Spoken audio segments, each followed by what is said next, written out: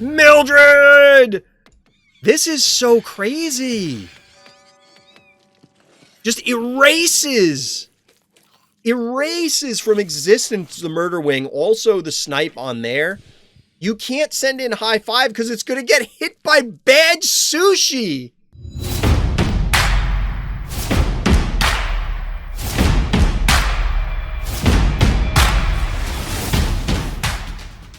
Welcome back, everybody. Welcome back. It's Saturday, but believe it or not, today is going to be viewer game breakdown night. I talked about it before, but I'm not going to be streaming during Super Bowl. So, you got me. I want to watch football.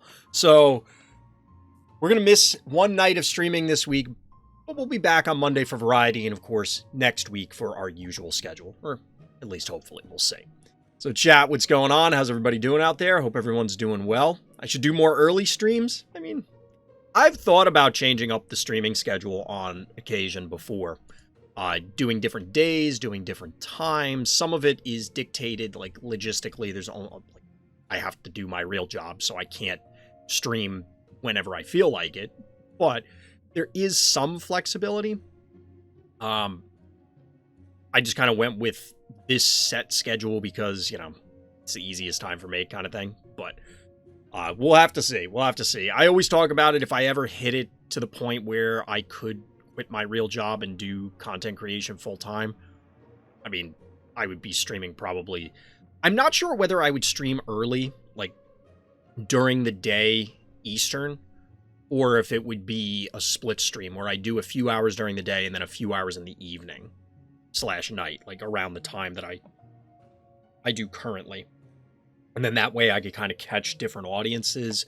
I'm not streaming like 12 hours straight every day, something like that. I don't know. We'll see. So let's switch gears here. We'll get into it. We'll take a look at some viewer games, see what craziness we have in store. Quick aside, everybody, before we get into the actual content, I was accepted into the Phobies Content Affiliate Program, the content creator program, you might call it. Shout out to the Phobies team, and thank you for that. But the reason I'm telling you, everybody out there, dear viewer, dear listener, is to let everybody know that I do receive some compensation from the Phobies team as a result of being part of that program. Now, I loved Phobies before, and I still love Phobies now, and I expect I will still continue to love Phobies in the future. So look forward to more Phobies content coming from Random's Thoughts. So now, on with the show. So first one up is, obviously, viewer games, but specifically a subscriber game. Urk is one of the subs on the channel, so shout out to Urk. If you aren't sure what that is, come by the live stream, link for that, and the Discord, of course, in the description. While you're down there, likes and subscribes, you know the deal. I'm trying to hit 1,000 subscribers. Got to keep trying to push that stuff, shill that stuff, see if we can get moving. Plus, if you hit up the Discord, that's where you'll find out details first about upcoming Fright Night. Getting that out there.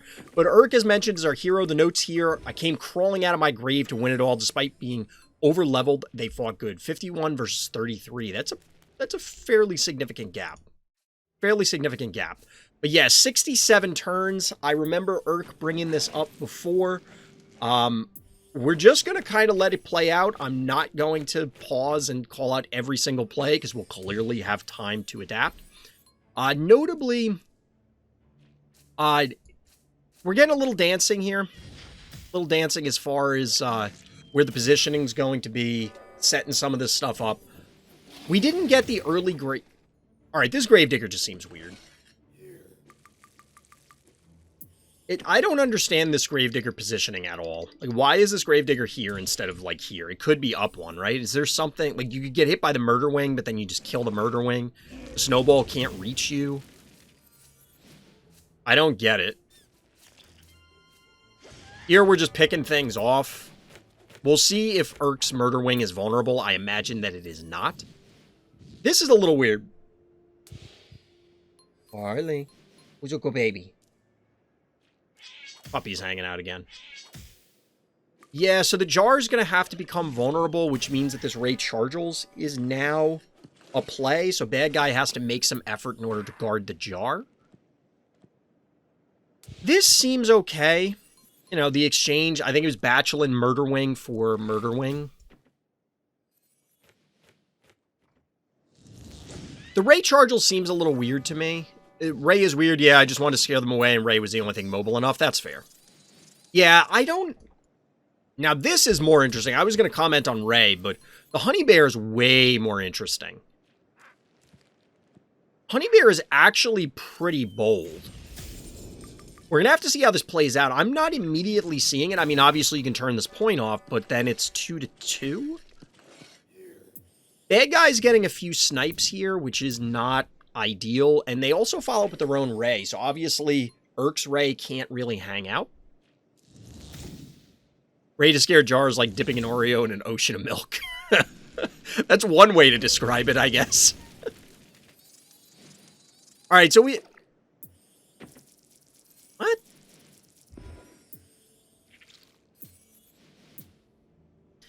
I mean... I get it. Can bad guy do anything meaningful here? We're going to find out momentarily, and like I said, because the game is so long, we're kind of just going to let it play. But I could see them electing to just straight up leave the Klepto and then just go for it, sort of thing. So that's a dead Ray. The thing is they're going to trade Rays. So I guess they're ahead here because they're keeping their Klepto, even though it's damaged. And then bad guy will be able to get some shots with the Jar, because obviously the Yoink comes here. You're going to get multiple hits from multiple things. Well, a couple of things. And just like that, the Rays trade. So 3-2 panic point advantage, bad guy.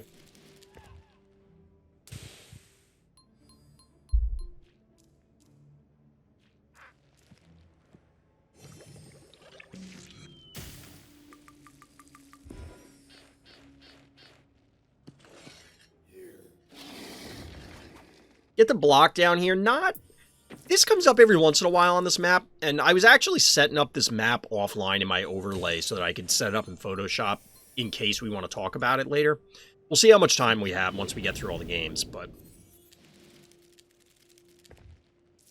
Alright, so 3-1 panic point advantage. This is interesting.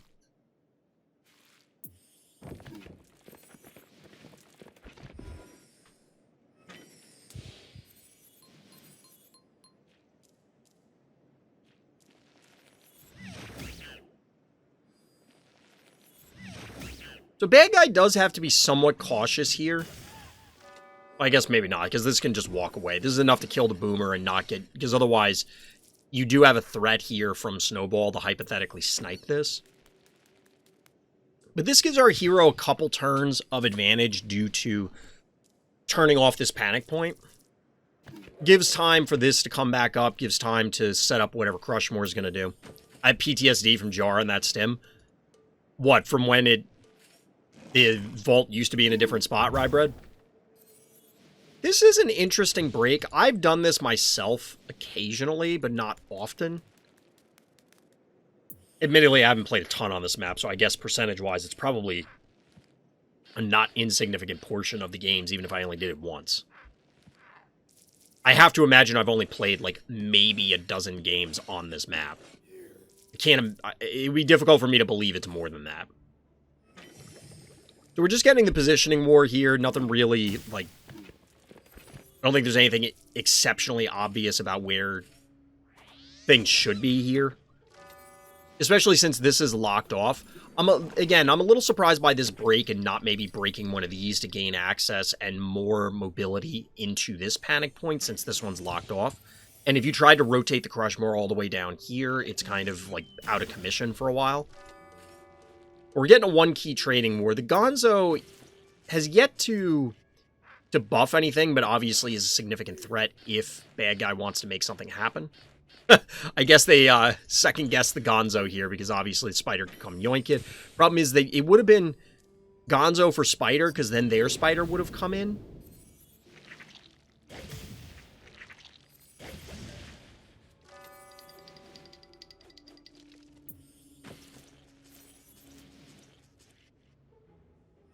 Yeah, I agree. You don't have to go for this panic point. A 3-1 panic point advantage, like, I just want to... I know I said I wasn't going to pause, but 8,100 to 54. This is actually a fairly significant lead, aka the one-key trading war. The math changes on this now, because you're not getting a 1-0 panic point advantage. You're getting a 2-1 panic point advantage. Or 2-0, I guess. So, point is bad guy is going to be forced to do something much, much sooner. Now, I'm not saying that you need to expose the honey bear over here. I mean, I guess it would hypothetically if you open this up. But getting that extra pressure would be relevant. But seemingly it doesn't matter. Honey bear is pretty much untouchable on this map with that positioning. Yeah, the only way you'd be able to safely do it is with and safely is relative. You'd be able to do it with a Heartbreaker. But then the Heartbreaker would be vulnerable to the spider. This reeks of frustration from bad guy in the sense of they're trading spider for snowball. I guess the game plan here is they can then commit in. So Urk takes their spider, which is not going to happen here. They're going to go for the Klepto. Probably a better play. Because if they went for the spider, then it's Gonzo, Juice, and then Klepto slides in. Probably a dead spider, and they're trying to initiate something there. But this was a good play, claiming the Klepto instead. It maintained, unfortunately, it's still a 1-to-1 spider configuration, but it's eliminating one of the major threats that bad guy has available. At this point, they're out of keys. Urk still has 4, and they had to go for Misanthrope. That's clearly not what you want to be doing in this position. And at this stage, bad guy's probably about under half health. Turning this panic point off again, and we just reset the whole scenario. This call to mind many a discussion over like the last 48 hours about stalemates and standoffs. We'll see how this becomes. Now, clearly, I don't think to the stalemate standoff discussion, what bad guy was doing doesn't really make sense. Unless... So there's a scenario where it makes sense to trade keys like this. What is that scenario? Basically, it would have to be if you're confident your opponent will just trade 1 keys with you, and you want to run them out of keys, or run them very low, so that way you feel you will have a board advantage when the keys run down, even if they end up with like 1 extra 1 key or something like that. Odds are that's not going to happen for a ton of reasons. But I get it. Like, there's a world in which that makes sense. So 2 keys left for our hero. I just want to see, was the Yoink online? So the Yoink is online.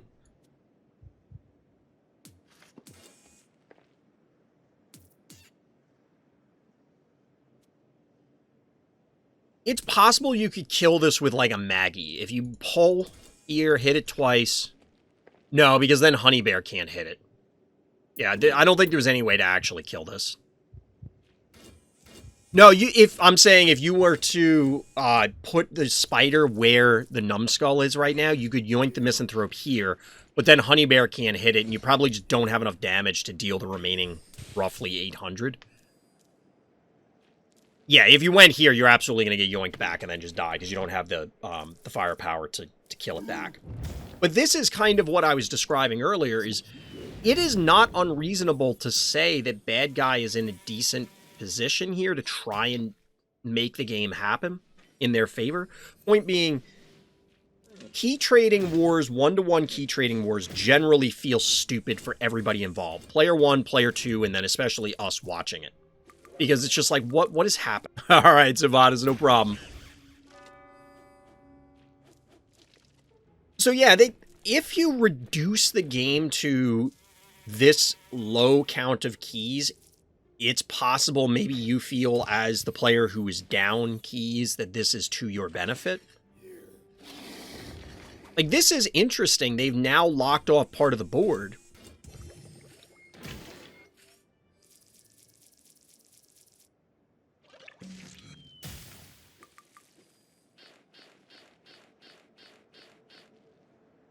And it will take Urk some time to get through this. Especially because this Misanthrope is not, like, Oh, I guess never mind. It only takes one hit. Never mind. This is interesting, the repositioning here. But Urk obviously has a ton of time. 4 Phobies to 4 Phobies. And we're only, like, a little over halfway through the game. The rest of the game rests on what's on the board right now. What is on the board right now is all either player is going to have access to for the remainder of the game. And there's still 30 more turns.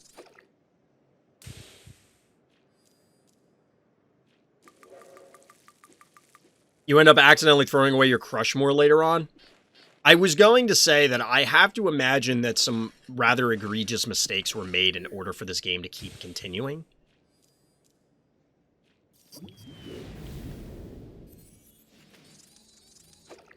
This is kind of expected. It's a little weird that I'm not sure what this honey bear was trying to do. There was no way it was capping this panic point. Although it does... I guess it drew stuff so that Maggie could try and back cap. That's a good thought.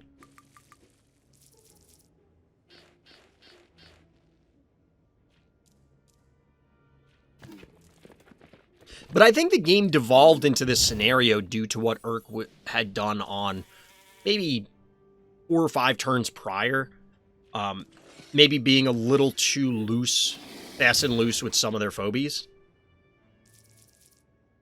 Because honestly, the standoffish, the stallish setup that Urk had configured with the honey bear was pretty solid. Honestly, I'm going to have to try that in the next game that I play on this map. You were kind of desperate. I mean, I don't blame you. At this point, it's basically somebody has to make another mistake, and then that will decide the game. And whatever the next mistake is will probably turn in the other player's favor. Like, it's going to be difficult to really change. Like, there won't be enough time for the other player to make another mistake. You know what I mean? Honey Bear strat is really good on this map, but they can't touch it. I mean, yeah, we've talked about Honey Bear a lot on this map. I feel like Honey Bear is pretty underrated. Wow, this is... That guy's done that multiple times where they walked something up and then walked it back. It's just interesting.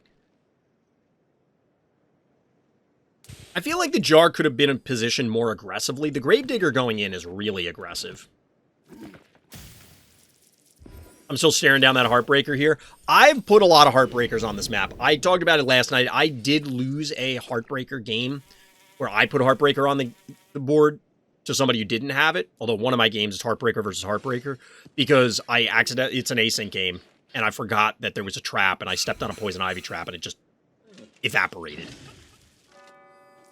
So Juiced Gravedigger annihilates Maggie here. We did have that yoink on the Gravedigger, which is going to spell Gravedigger's demise here.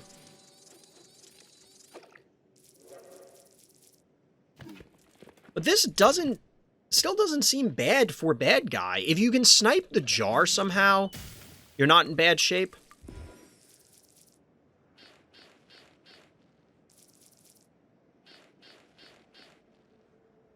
Where was the spider? Here? Spider was here, right? Yeah, so there's no way that it could have poisoned Honey Bear safely.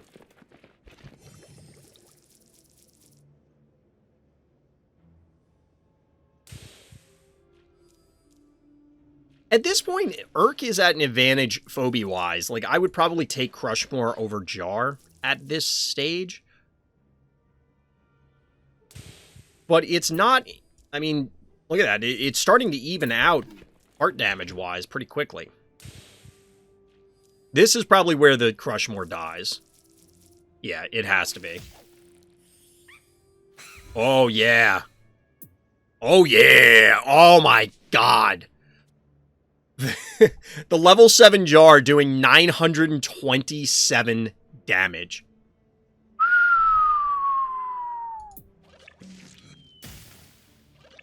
Dropping the hammer. It does die for its sins. Its penance was it's going to the afterlife.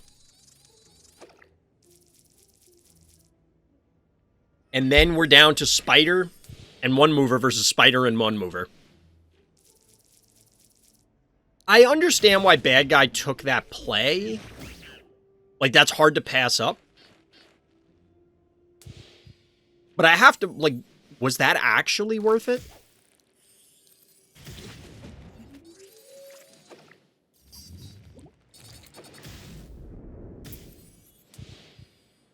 So the spider yoink should be up. If this ends with a heart finish, like Honey Bear gunning it on the heart, it's going to be hilarious. I think that is how it'll end. Maybe not. Urk is walking away. 450. Oh my god. Yeah, because they can't... Huh.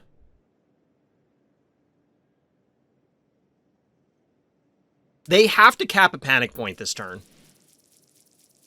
Okay, so they elect to go here. But Honey Bear is going to be live, so Honey Bear can just turn off this panic point. Right? Yep. This is insane. This is so wild. You get the yoink here just for funsies. Bad guy has accepted their fate, I think. There's just no way for them to get to anything of value in time. I don't know why the Gonzo went here. They could have walked the Gonzo toward this point just to, like, threaten it, kind of thing. Not like it matters, because I think Urk could have just stood on the point, and then there was just no way for Bad Guy to do anything.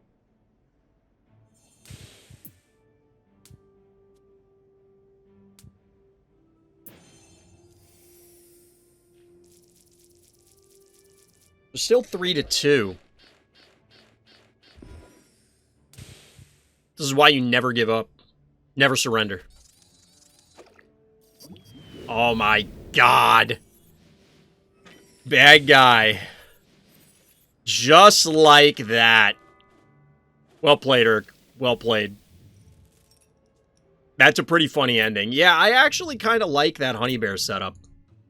I kind of like that Honey Bear setup. Like, that's a cool way to do it. That is a cool way to do it. Yeah, I didn't expect with a 67-turn game that we were going to have anything exciting, but that is a learning experience. I think there's something to be learned from that game. I think that was pretty cool. Like, Honey Bear, we've talked about it before, is definitely underrated. I think a lot of people don't respect it enough. And I think it's a cornerstone phobie in that it drives your game plan. As compared to, like, well, maybe not compared to, but, you know, boss or Hevo, where it's, oh, well, I need to stall the board out, then build up the boss. Honey Bear does the same sort of thing as in the boss/Hevo sense of this determined, because you want to get Honey Bear online, start leveraging it as quickly as possible, and that drives the rest of your decisions, both preceding and following the Honey Bear showing up on the board. So I'm curious to see how many more maps can be changed by that, because that is not a map I would have expected that Honey Bear has a lot of value on, but clearly it does. All right, so Sivadas is our hero here on Rush Hour in the blue trunks. Fun game with Yeti. GG. All right, let's see what you got for us, Sivadas. Let's see what we got.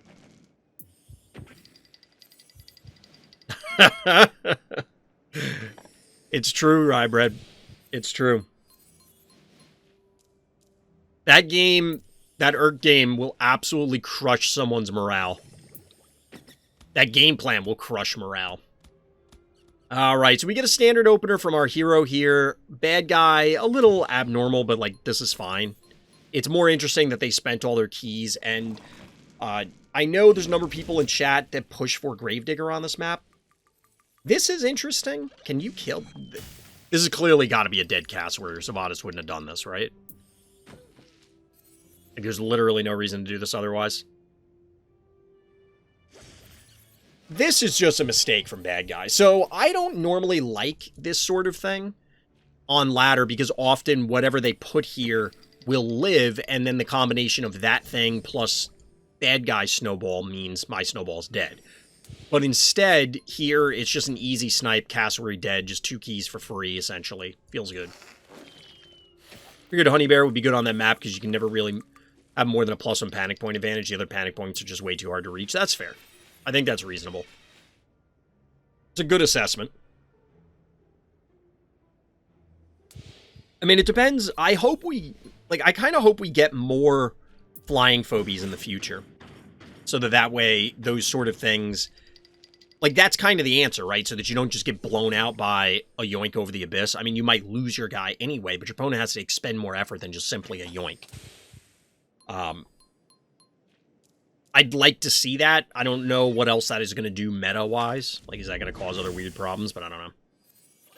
So in the meantime, bad guy just feels like they have no board position here. Yes, they had a 1-up panic point advantage. Clearly the cat's going to die and going to replace. Like, that's not a big deal. But they're banking to 9, so clearly they have something in mind. But whatever comes out, say it's a Hevo, has to immediately dominate the board. And I don't know that even a Hevo 3.0 does that necessarily right now. The point is, tempo-wise, you're going to get that Hevo out. It's going to threaten... Okay, boss here. It's going to threaten, but our hero gets some time to rearrange. You don't immediately necessarily...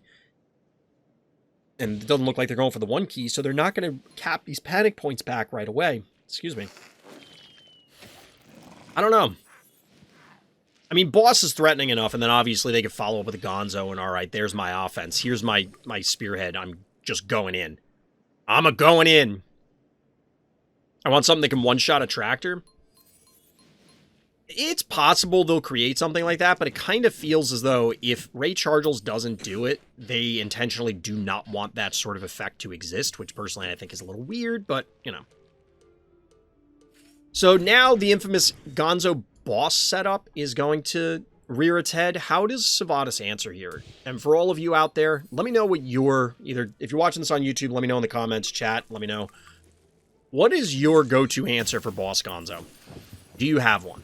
Because right now it's fire and ice all over again. We got Sub-Zero and Scorpion squaring off. We'll see what is going to happen here. There are no other fire phobies available for bad guy right now, at least on the board. Clearly they could have their snowball. 1, 2, 3, 4, 5, 6, 7 phobies for our hero. 5 for bad guy.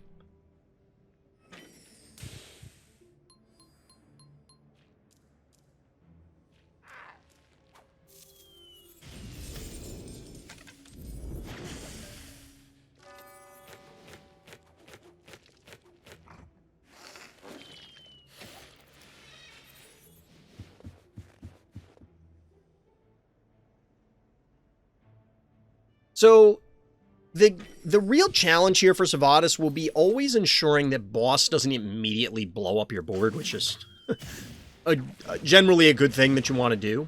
Because you can always counter with a Yeti, but the problem will be, of course, if boss dives, and then there's a follow-up, and you freeze the boss, does it matter?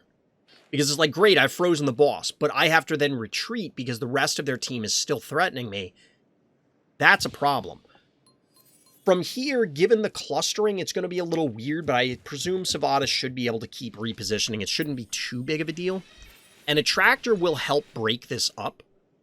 If we get somewhat of a forward push from Sivadas. Now, they're maxed out on Phobies, so they're going to lose this panic point. No, they're not. What is happening? Really?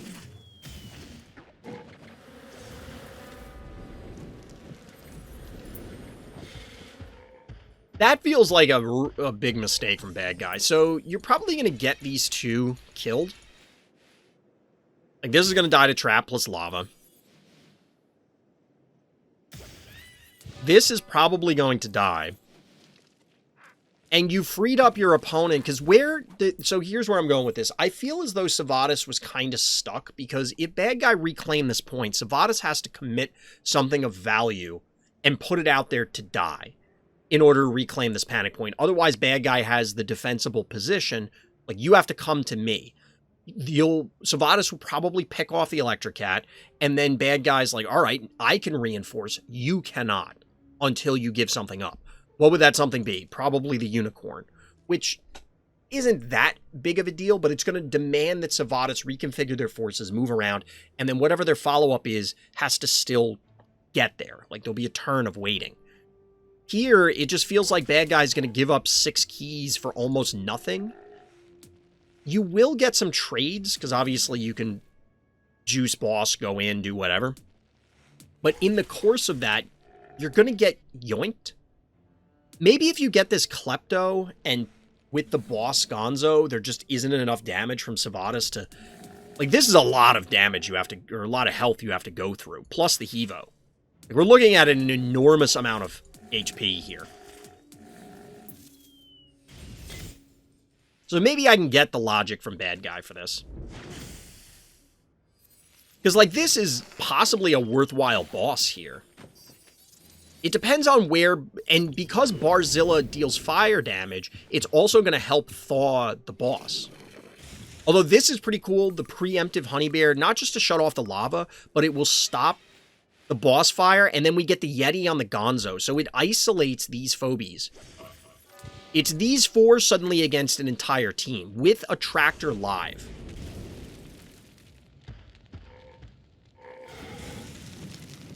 So they actually thaw the Gonzo, but this isn't that meaningful. You get 1 Gonzo hit, and then you have to walk away, which, don't get me wrong, matters. Chipping down the Yeti here. Ted is the last Phobie from bad guy. This is the team bad guy needs to win the game with.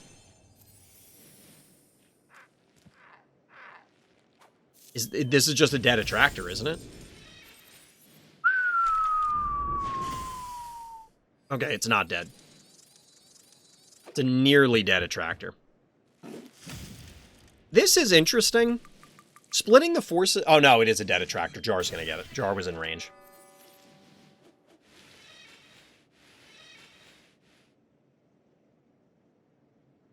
So the counterattack here is what? Boss here, splash onto the attractor, Barzilla kills the Jar, maybe? Or does boss come down here and get these? Probably goes for these. Boom. So Klepto is going to go down.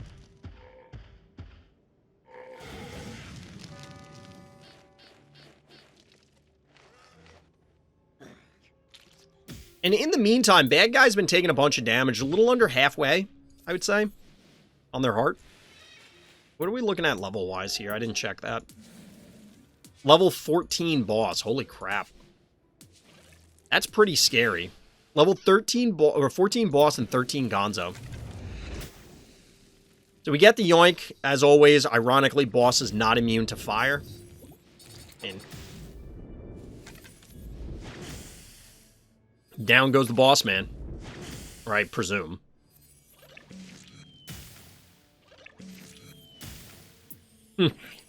Lul.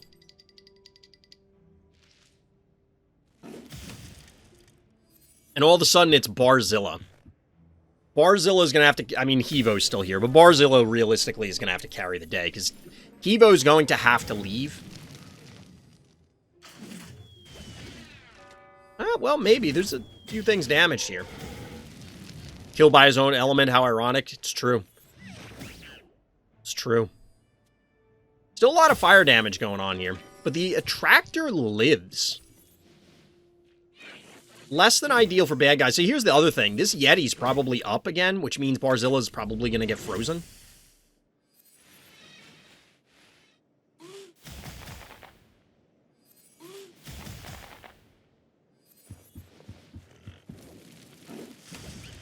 Nope, just going to kill the Gonzo. I mean, that makes sense. So this hits the panic point, but this is to turn off the fire, forcing bad guy to actually invest more attacks.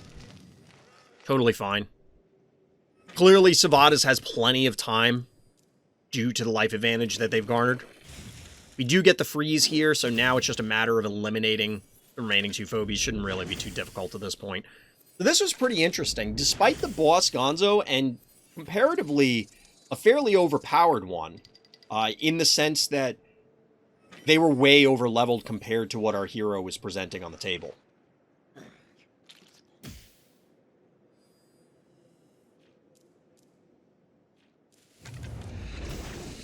It'll yoinkage. It's funny how the ice travels. I mean, of course it does, but it's just funny how it looks.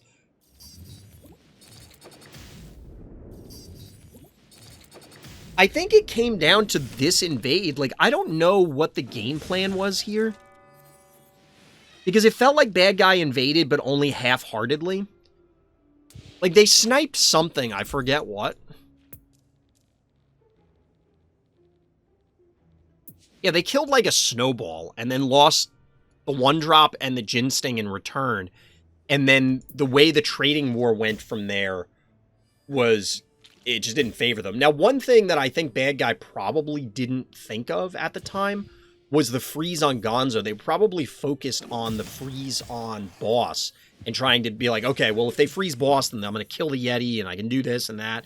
But it ultimately didn't matter. They ended up getting the Gonzo frozen, and that prevented a lot of extra damage going down. Oh no, we have a battle of the stream / Discord. What Discord? The Random Thoughts Discord. Links in the description. How was that segue? But our hero here is masterdarksh going up against Silver K, our bad guy here on, once again, the once lore. The twice lore, if you will, because we've had 2 games on this tonight. So, remember the standing game in the tournament? Well, let's see the entire game. So, I don't know if this is a game from Fright Night number 4. If you want to see those games, you can check out the playlist here on the Random Thoughts YouTube while you're there. Likes and subscribes, by the way. But this game, if I recall correctly, there was a Hevo that just kind of hung out at the top of the map and did nothing. But we'll have to see. We'll have to see. So, we didn't get a Snowball opener. I don't know what level Master Dark is at and whether Snowball was an option, but it could have also been an oversight. At the time of the tournament, this had just kind of come back into rotation. So may have just had that memory of don't send Snowball to the center because it'll get sniped. It's safe now if you're going first. Going second, it's a little less safe, but again, if that was available, I assume Master Dark would have gone for it and trapped the Snowball. Check the Phobie levels, we can do that. I mean, they're all going to be level 1 because it was from Fright Night, but we can show the Phobie levels. But in the meantime, we do get some yoinks. This is the more traditional way to play this map. Just kind of stall it out. Get these extra yoinks set up. Now, since Master Dark has an attractor, whereas Silver K is going with Octonauty, advantage Master Dark, but Panic Point advantage is in favor of our hero, our blue player here. Obviously, they're all heroes because they were playing in Fright Night, but in this particular game, so Gonzo is the addition to Silver K's team. I kind of like the idea of Gonzo or Scritch on this map because if you're going to commit in, you're clearly going to get punished. There's a defensive stim. There's a lot of yoinks. I think that there's a lot of plays that are more... that if you're going to make these plays and you have to go in, you might as well have a Gonzo or Scritch available so that you can get in there and make sure you're doing damage. You think Octonauty is right for his key level? Well, based on what people have said in chat, DT specifically, they really like Octonauty compared to Miss Moffat and would prefer it in any scenario where it's reasonable to, like, I could get either of them. They default to Octonauty instead of Moffat. I don't have Octonauty, so it's hard for me to say, but I can understand why. Dimensional means that it's getting a free pull, obviously sometimes only, but your opponent's probably going to have to commit because it's not, you know, Bachelor, and it's range, so it has other utility, whereas Moffat often has to yoink and then get the hell out if it lives. Octonauty could possibly dance around on the fringes, threatening some damage. So we're getting the build up here. Panic point advantage, blue player, so our orange player is going to have to commit. And we do get a Heartbreaker, so here's all the people that were asking about Heartbreaker. How do you beat Heartbreaker? How do you play Heartbreaker on this map? Let's see what happens here. Because this is... Heartbreaker's an obvious threat. Which, by the way, chat, looking at Heartbreaker's model, you can't see it here, but it sure as hell looks like those are supposed to be ribs, and they're definitely broken. So do you think there's just an enormous hole in Heartbreaker's chest? Like the whole chest cavity is missing? It would be thematic, Heartbreaker, right? Like the heart exploded and it popped open in their chest. But like, I don't know. I don't know. I still have my comic idea that I want to do for Phobies chat. I just never get around to actually working on it. He broke his own heart. That's not usually how it works. Usually someone or something else breaks your heart. Heartbreaker is one of the coolest Phobies, hands down. I feel like the in-game model looks way cooler than the card model, but one thing that is, like, it looks like the xenomorph from the movie Aliens in the model. Although it's kind of, like, wispy, like it's, you know, like dark clouds or something. And it kind of has the dark cloud effect or the shadowy specter apparition effect in the in-game model. I don't know. It just feels like there's a big disconnect between the art and the model to me. Maybe it's just me. I think it looks cool in-game. Like, I think I like the in-game model better than the art. But anyway, artistic critique aside, 1, 2, 3, 4, 5, 6 Phobies to 1, 2, 3, 4, 5, 6, 7 Phobies maxed out for our blue player, 11 keys banked, 11 for... All right, so you have to make this count because you have to assume that your Heartbreaker is dead, right?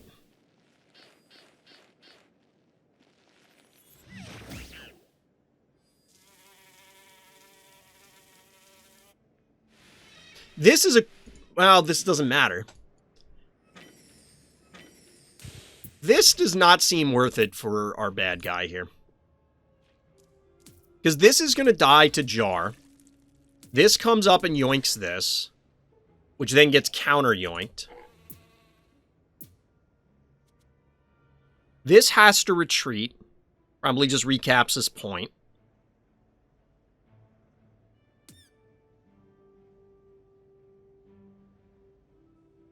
I guess maybe this is fine on the assumption you're trading Heartbreaker or Crushmore and Spider. Because you'll kill the Spider. We'll see how our hero actually plays this out. Okay, so this I didn't know if it would work. I should have called this out to say that, but I was wondering if this would work. Because here's the thing. If the attractor was here where the boomer is, which obviously you would just move... But if the attractor is where the boomer is, I think it does nothing because it's just pulling straight forward. But yeah, this, I meant to say this and then just hit play and forgot. But like, this being an available play really changes. Yeah, red boomer. Maybe this should be the thumbnail instead. If only I could get the... I couldn't pause it again. Whatever, I don't care. I could, like, Photoshop out the health bars.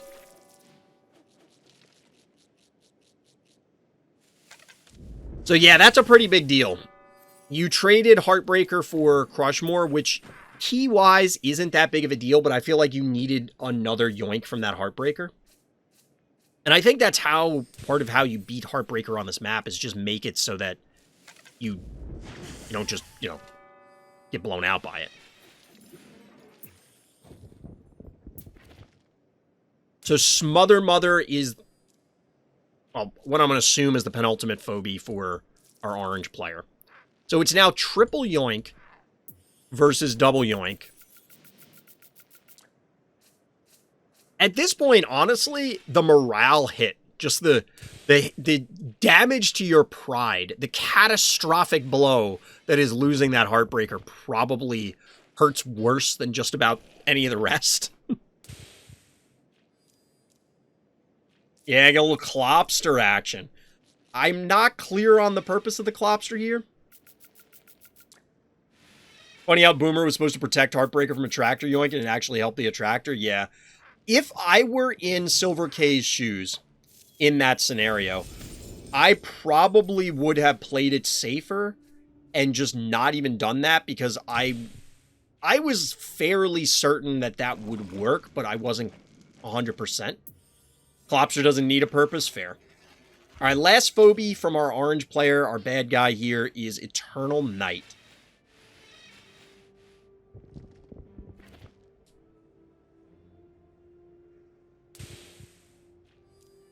So our orange player is obviously not out of it. They have a panic point advantage. They have way more yoinks. Our blue player still has to commit in and make something happen. They have one key left. So it might have been better for Silver K to instead go 1-1. That forces, that all but guarantees that our orange player will end up with a panic point advantage at the end of everything. And they can just sit back and say, hey, you have to do something, blue player. You have to commit. Which right now they do, but if our blue player gets this panic point advantage, now it's going to be up to our orange player to make something else happen. And they're kind of spread across the map right now. What is this invade? What is happening here?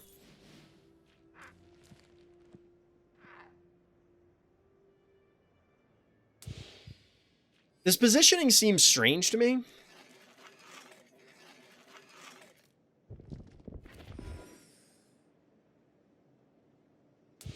I think Klopster kind of makes sense. You get a free hit on the attractor and you could just walk something in range and kill the attractor, at least in theory. Possibly, yeah. But given the double yoink, well, the Octonauty's kind of way out of position, but like double yoinks there are threatening. I feel like the Smother Mother should have been here instead of on the stem. Because like being on the stem meant nothing.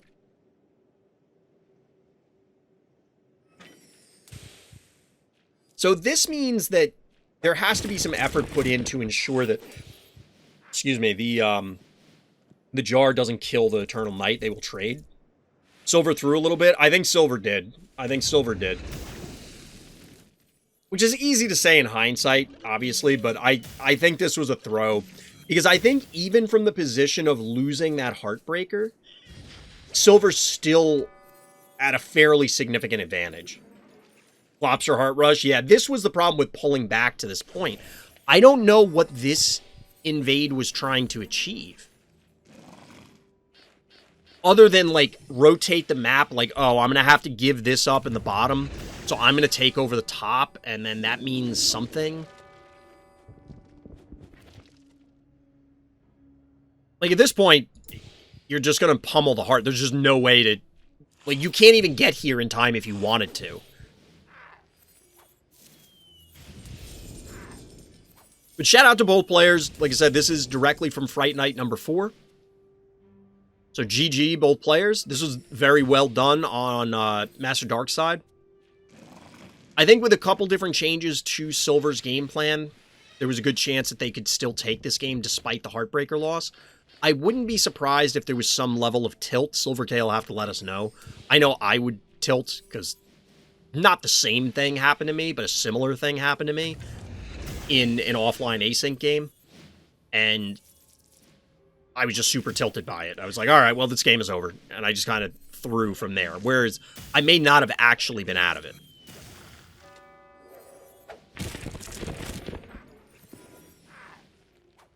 I guess Master Dark just wants to make sure. GG, well played. Well done.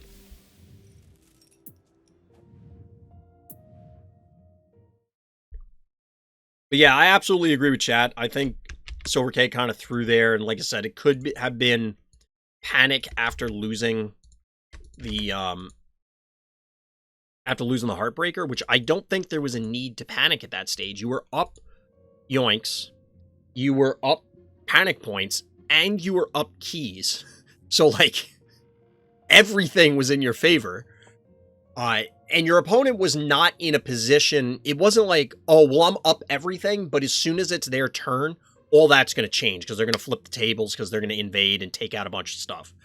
It was, you just had everything going for you. Just be patient, basically, which is easy to say after the fact. I don't want to, like, I always try to emphasize this. I'm never intending to come down on bad guy, whoever happens to be in that position, because you don't know what's going through their head at their moment. You don't know what's going on. And plus, at the end of the day, we're all human. We all just make mistakes sometimes. There's no need to, like, just pound on somebody for that. But this is a good example of, I think that game was still a punt, and it didn't have to be. It didn't have to be.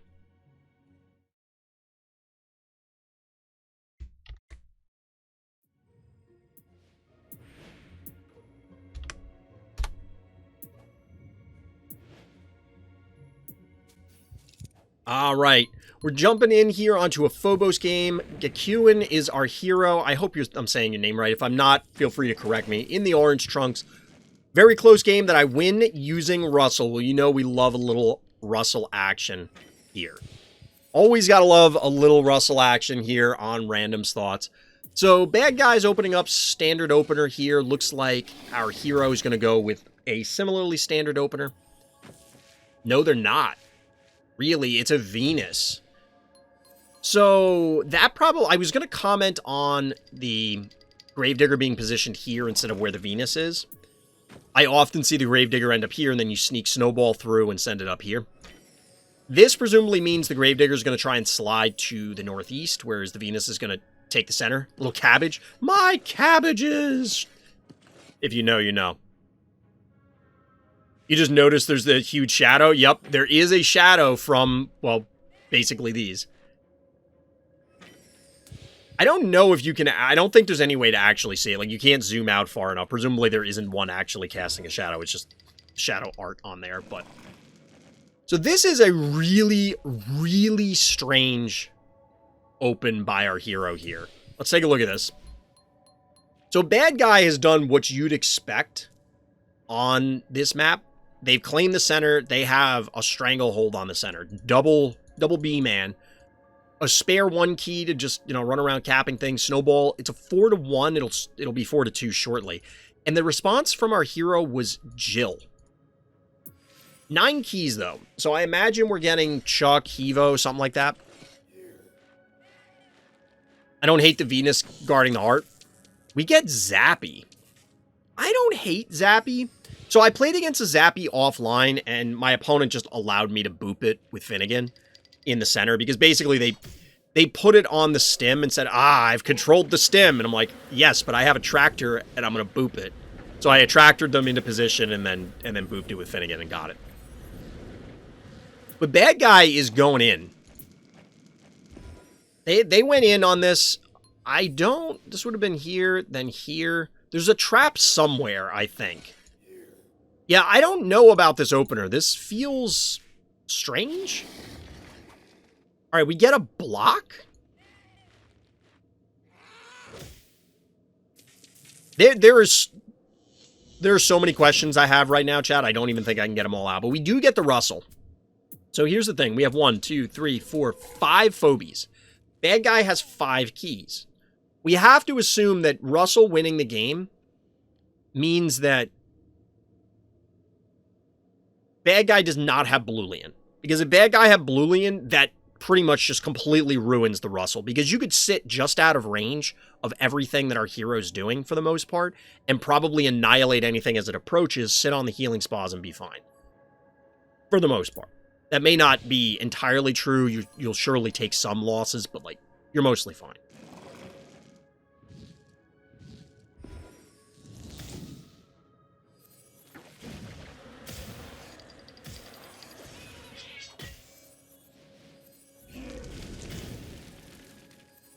So what is the answer here?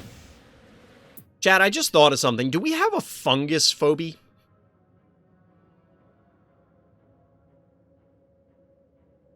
Do we actually have a fungus phobie? Like an actual fungus one, not like, oh, well, you know, this part of this phobia could be considered a fungus. I'm talking like, I don't know. I've been on this, I've been on this kick. I talked about it the other day, about like mind control fungus, basically because like The Last of Us has caused a whole bunch of people to do, well, here's the real life things that inspired of it, or inspired it. And I think that, like, fungi in general are fascinating creatures, we'll say. Life, whatever, however you want to refer to them. And there are multiple strains of mind control or dominating fungi.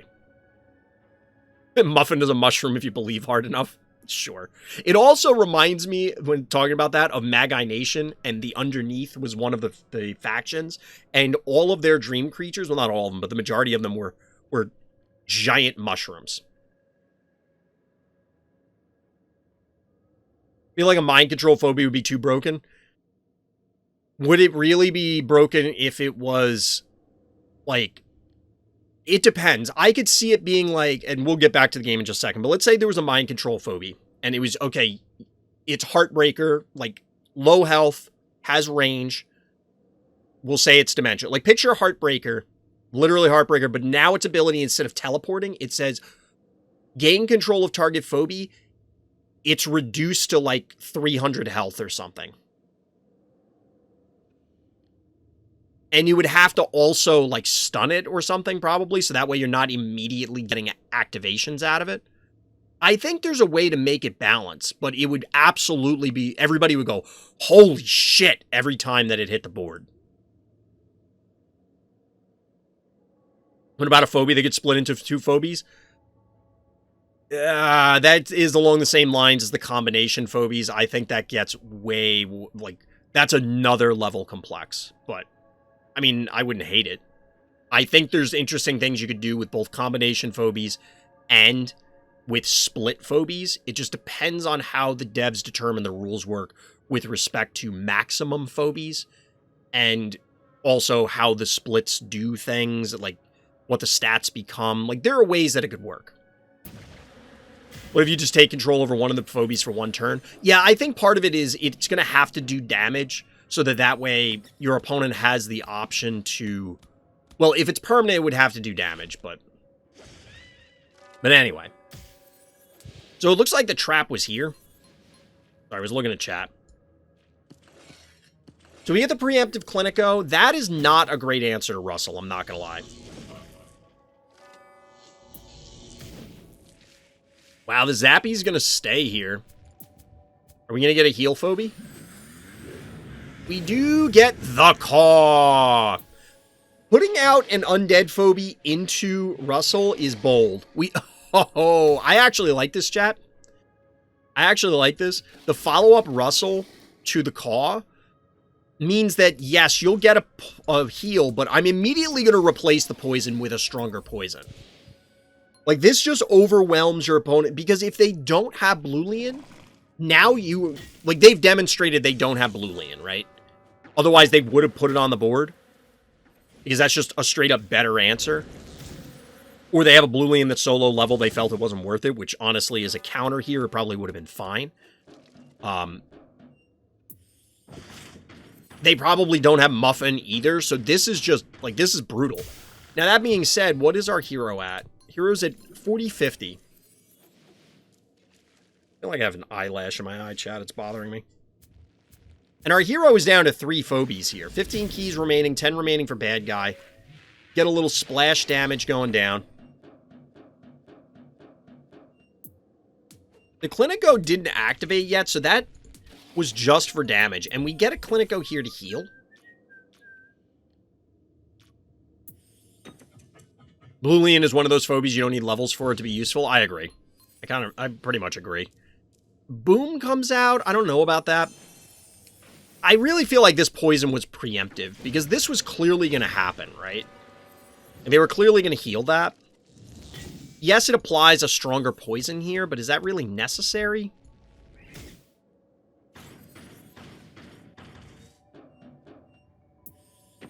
Bad guy's kind of walking into it here. That goes down for freezies, although it would have died just to the Venus anyway. Could have healed Noxious first and then moved. I feel like there was a couple different things that could have happened there differently that would have been better. So we do get the splash here from Russell. You do love to see a little Russell attack action. I feel like bad guy is just being overly aggressive here. But at the same time, maybe they have to be, simply because our hero has so much threat of poison. Get a Thunder Rocks and a Sucky. There is a lot of weird stuff going on in this game, chat. But the stim does go to our hero. I assume this Noxious has to die. But this requires a ton of effort from bad guy in order to take it down. Meaning that they aren't standing on the stim. Which means that our hero has another chance to advance into it. Now, this is part of the issue. No keys left for bad guy, 5 remaining for our hero. This is probably correct. You go for the jar. Like, this team from our hero just doesn't seem all that impressive at this point, right? I have to imagine the Russell is not long for this world. I have no idea how they're going to kill the pterodactyl. But the panic points are even. So at least they're not taking more damage. Alright, no keys remaining for either player. We do get a cassowary online.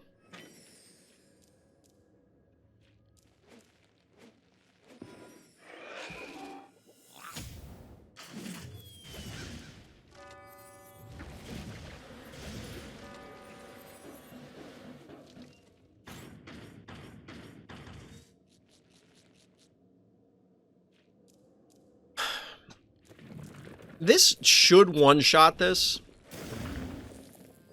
It does.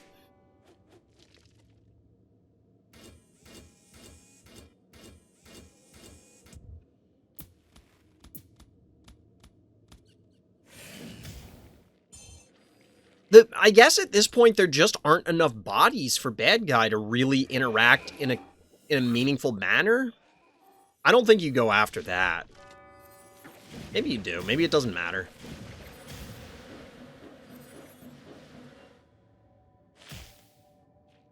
Wait, does this die now? That was one of the thoughts I had, is if there's a trap here. I think this pterodactyl is now dead.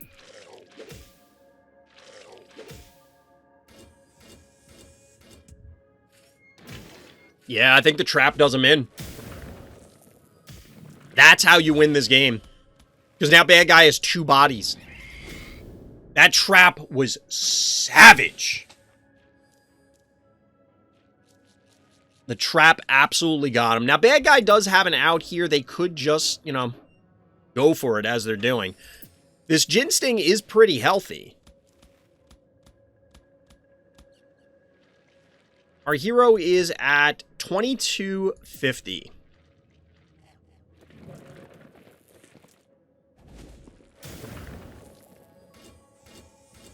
They weren't kidding when they said this was a close one. This one's going to come down to the wire.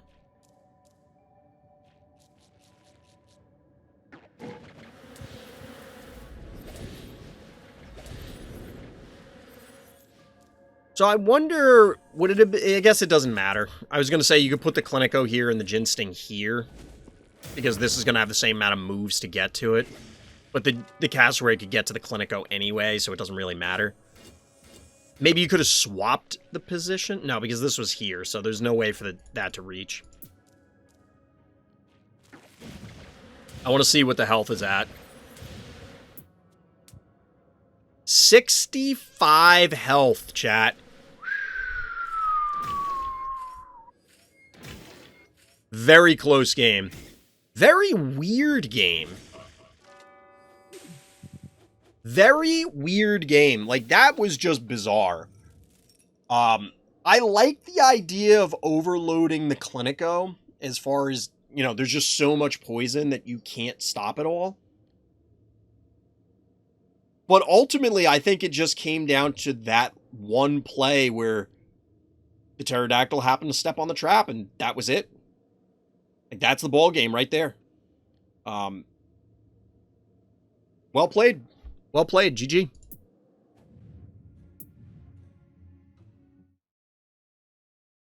That was a strange one, chat.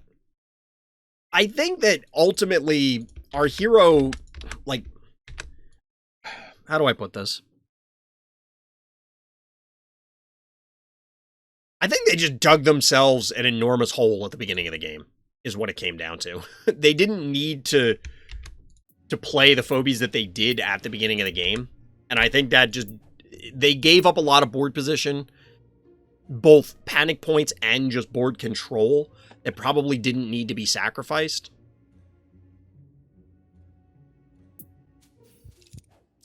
Alright, our hero here is Kratosss, zoning into Urgo. I got my new combo, Kaboom, from My Way Enjoy. What?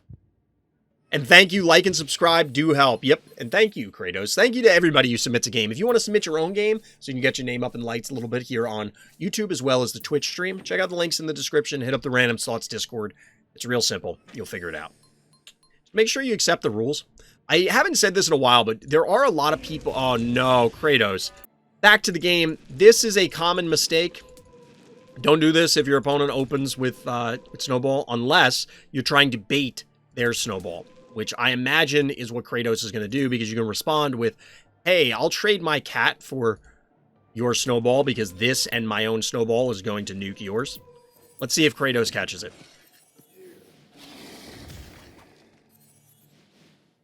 Not a mistake, exactly. That's why I wanted to explain the whole chain. Yep, here it is.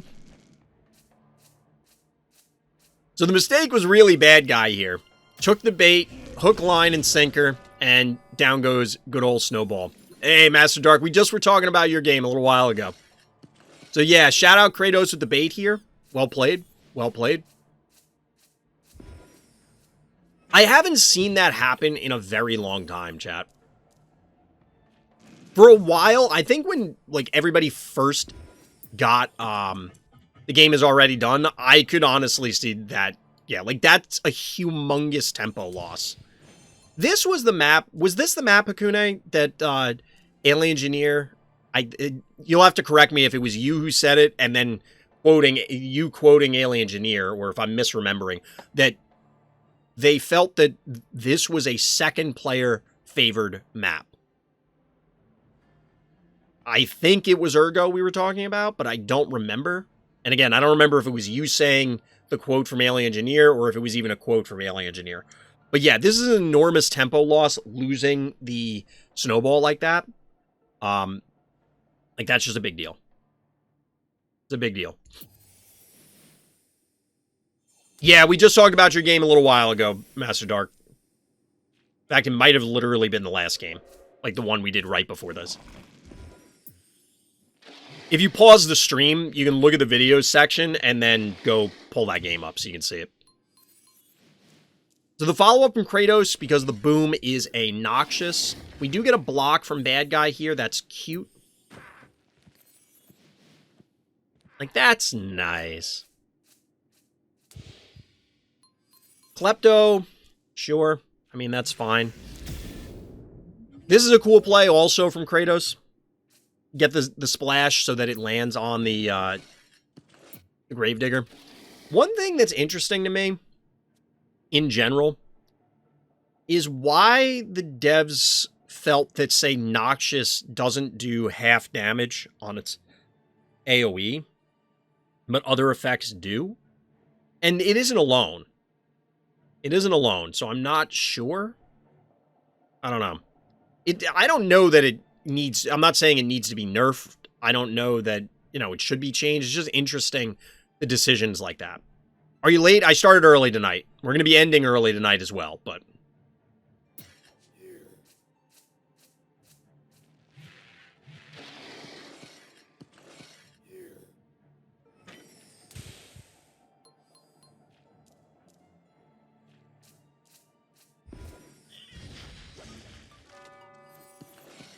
So just trading out panic points here. Obviously, the Gravedigger is not long for this world, so getting the value while you can.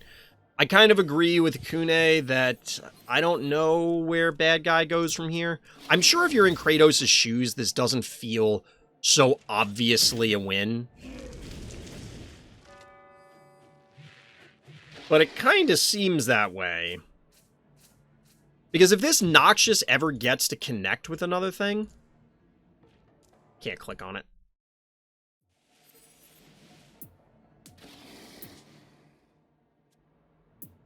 Pull down one more turn. Oh, I was going to say, like, you do not want to leave that cluster there. That will not end well for you. Even here, you could splash on these two and just set up a big tempo play, hypothetically. Maybe not, because I don't know that you'd get a good advancement, because you'd be running into the teeth of everything, even if they're poisoned. So playing it a little slower is probably better. Scritch is the follow-up. And then we get a spider. Along came Miss Moffat.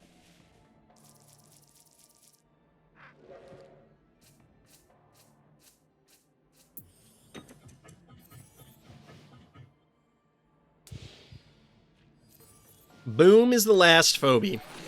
And here we go. Gonna hit the heart? Yep. Oh, that is beautiful. That is beautiful. Like, I just want to see this. I want to see if I can pause it in time. Get the juice.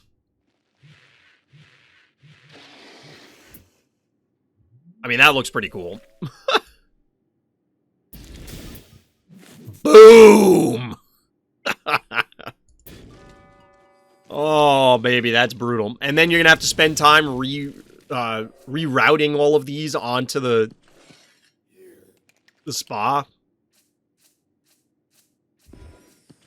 Yeah, if there was a phobie that I had to pick as, like, the mascot for the channel, it's clearly Noxious because of the color scheme, right? Plus, it's a dragon.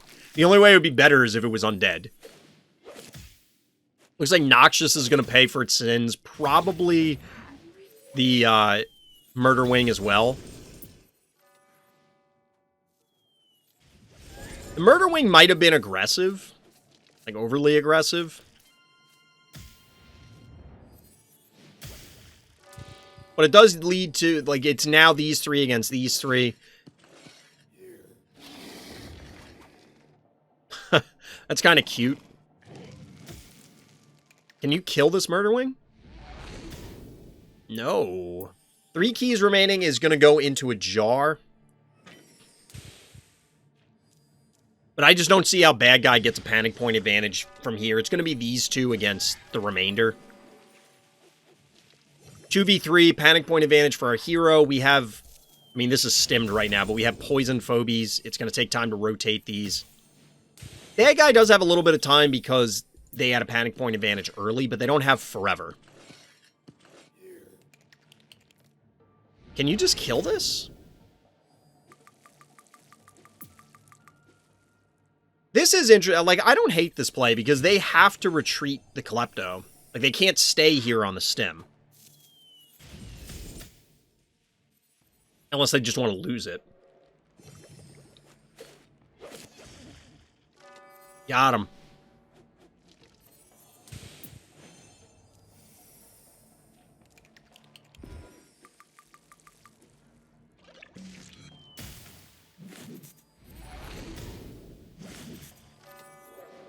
It's interesting to me that Kratosss is going for this play, but I imagine the math works out in their favor.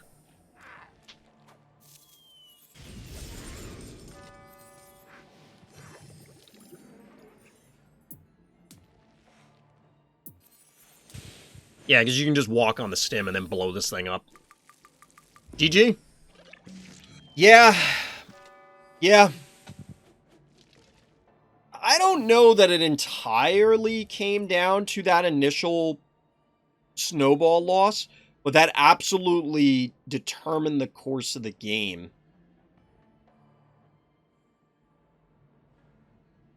I'm trying to think.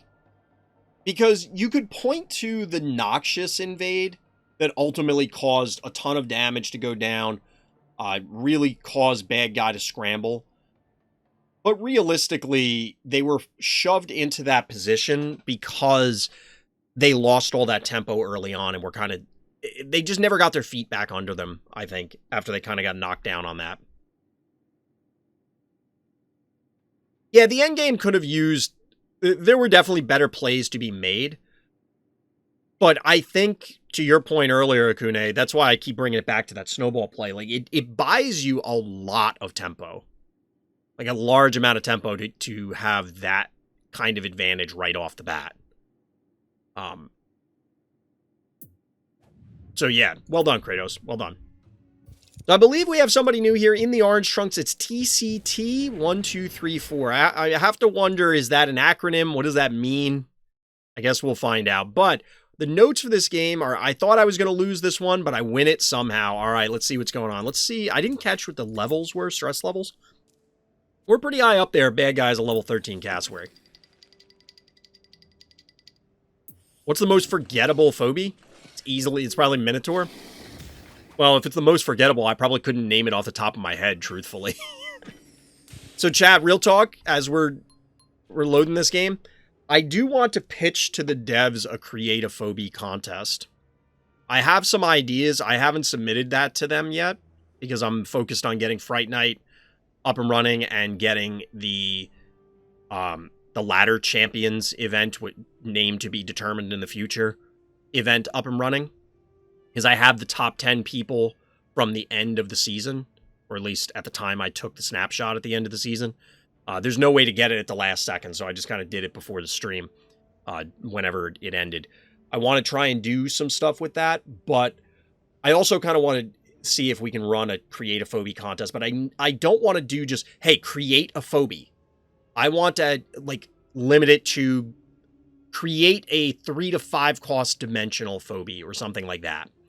And then come up with a general theme of, well, this is, or come up with a specific cost for, like, I want to limit the cost, maybe the type, as in dimensional, undead, whatever, and then give people a theme like kaiju or something like that and see what people come up with.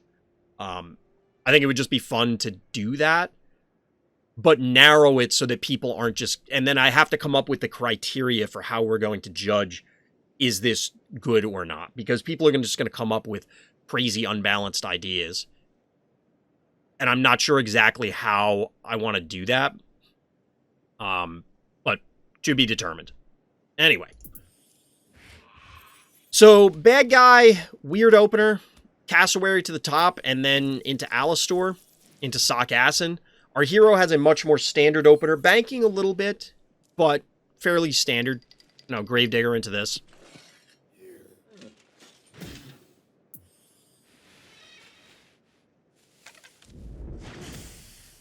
I doubt this is a dead Alistor. Can do a ton of damage to it. The problem here is actually the Sock-Asin poison. Because they can do this. Alright, so they're vacating with that. But clearly they put the poison here.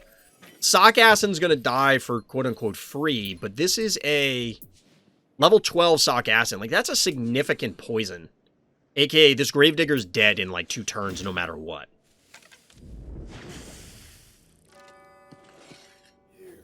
Alright, so I was about to say, why even keep this alive, but it's doing it so we can cap the point. Seems fair.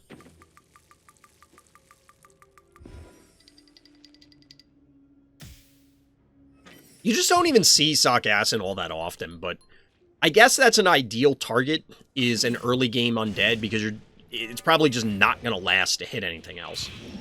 So this is obnoxious with the Alistor here. Obviously, flies can threaten the heart, although the damage is not... You know, this is what? I can't click on it. This is a level 15, so it's doing a pretty solid amount of damage. It's not going to leech. At least I don't think it leeches off of this. It should work similar to Undead, but I actually didn't see it, and I don't know if Life Force being a different ability means it behaves differently. But we'll have to see. So we're getting the big defense getting set up here. Got a couple 3 Rangers and Microscopic to shoo away the Alistor. I imagine it's going to vacate. I don't know what the hell this cat's doing down here other than playing it safe. Pterodactyl. Okay. Alright, no, bad guy says, come at me, bro. But we don't have any breaks, no Terraform abilities. No Crushmore, no Gravedigger for bad guys. So that means that our hero could Honey Bear here and then just invade. Nope. Really? Alright, Noxious is... Okay. I mean, I don't hate this. I don't hate it. It's a little weird, but... This bad guy's obviously going to have to leave. I don't know what this Erratic is doing here. So you're maintaining this panic point advantage, but realistically, you're losing this race, right? They're doing way more damage to you than you are doing to them. Alright, we get an Erratic diving here. We will get the splash here. It does land on an Undead Phobie, which is... It is what it is. But we're not going to get a dead Pterodactyl here. I don't see any way that that can happen. We get Stabby.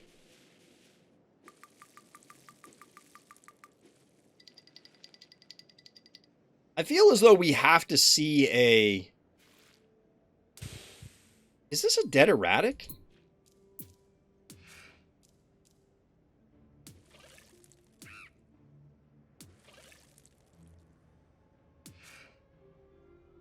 This is just dead erratic, right?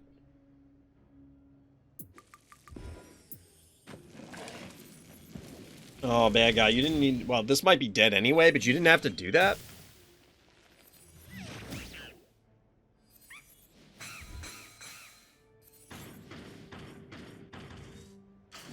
I mean, this works.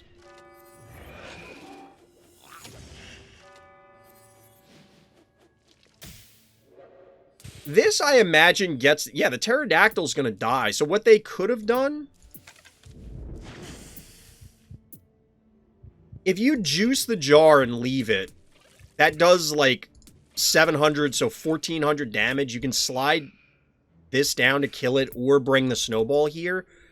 This hits the cat and retreats, so that way it doesn't die. And then maybe you bring something else out to kill the cat. Like, there's a variety of different things that could have happened, I think, in order to get this. 1, 2, 3, so it has to... I feel like this erratic dies without losing the pterodactyl.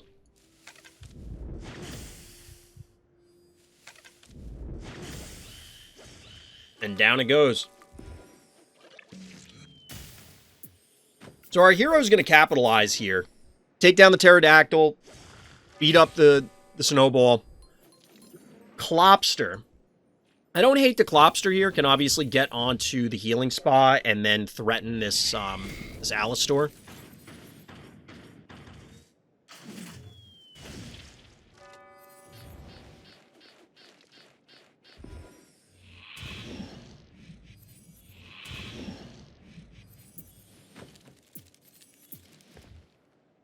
Sparky... why is the Sparky here? I guess to try and one-shot the Innocuous? I mean, it will.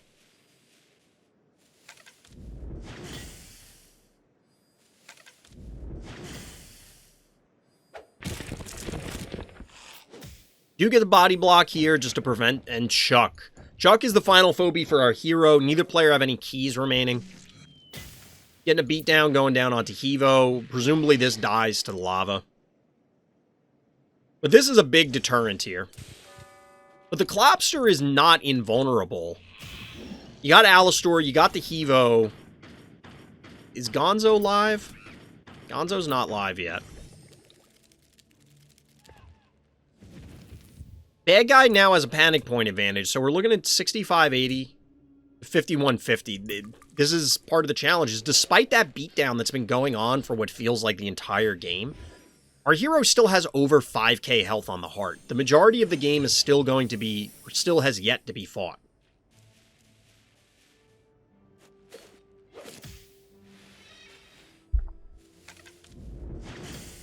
Trying to soften up the Alistor, although I don't know how much that works.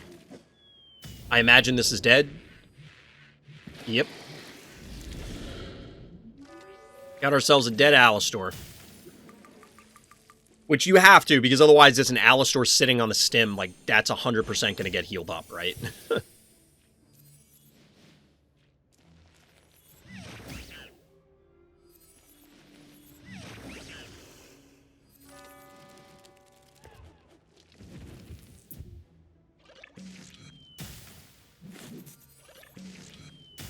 So while bad guy is in a winning position, they're not enormously far ahead. Our hero can probably reclaim both of these points fairly easily.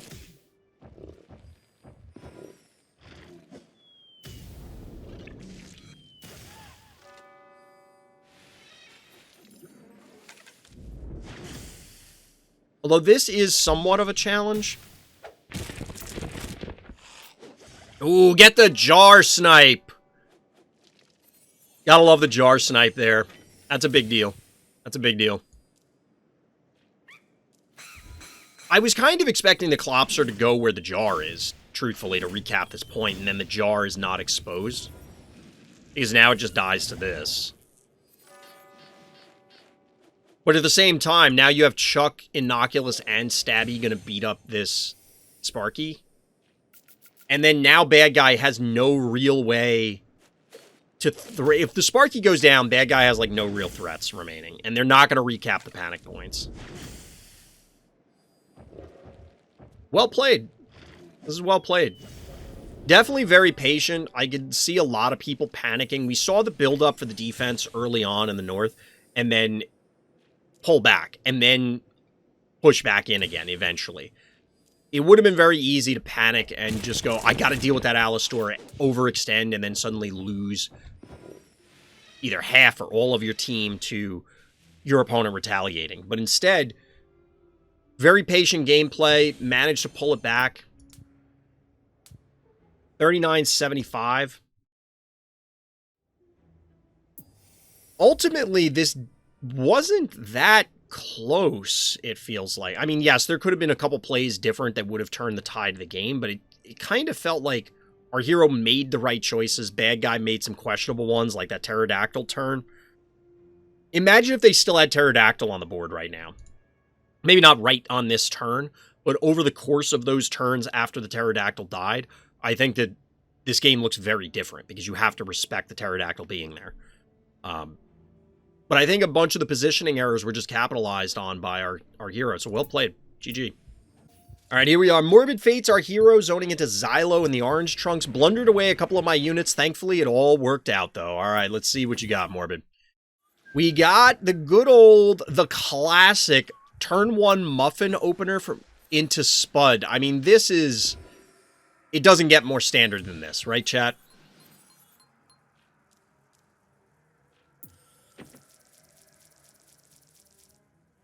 You're so nervous in a few moments you play a tournament match and probably Dio's put Phobopolis or Magnificent. Uh-oh. Uh-oh. You'll do fine, Big She. You gotta have confidence.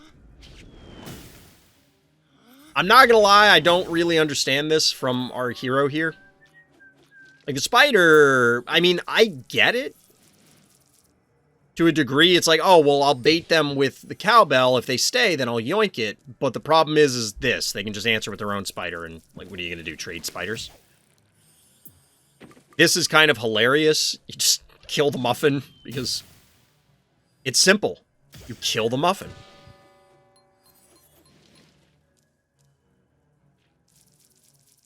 Here's what you do, Big She. You kill more of their phobies than they kill of your phobies. It'll probably work out. It's that simple. Just win more than you lose.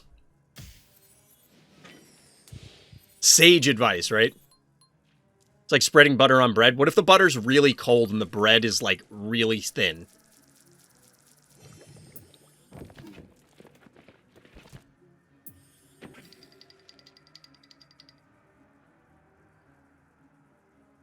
All right, so we're getting the jar capping here. This bizarre opener, like, into Venus. I don't know what bad guy's doing, but they've ultimately stabilized, and truthfully, this board state doesn't, like... This isn't that weird, ultimately, right? This seems mostly normal. I mean, Venus is a little abnormal. But the rest of the phobies on the board pretty much are, like, roughly things you'd see on this map.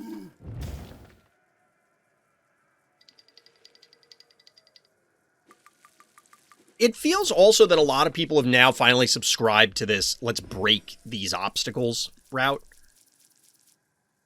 And we get an aggressively positioned spider here. That's interesting. Like, the spider's going to have to take the middle in order to make a yoink. So this is hypothetically very dangerous for our hero here. That being said, if you trade spider... Okay, they're not going to put it there. I was going to say, if you trade... Well, no, you could still... Can you just kill the spider with a yoink? You yoink it and then just blow it up with the ginseng? Well, it's not going to happen, but that might be worth it. It depends on your collection, I guess. All right, we get an innocuous.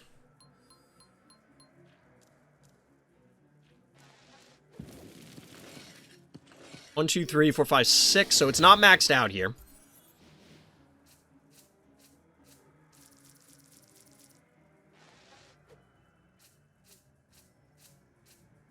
Nine keys for bad guys, 7 for our hero banked.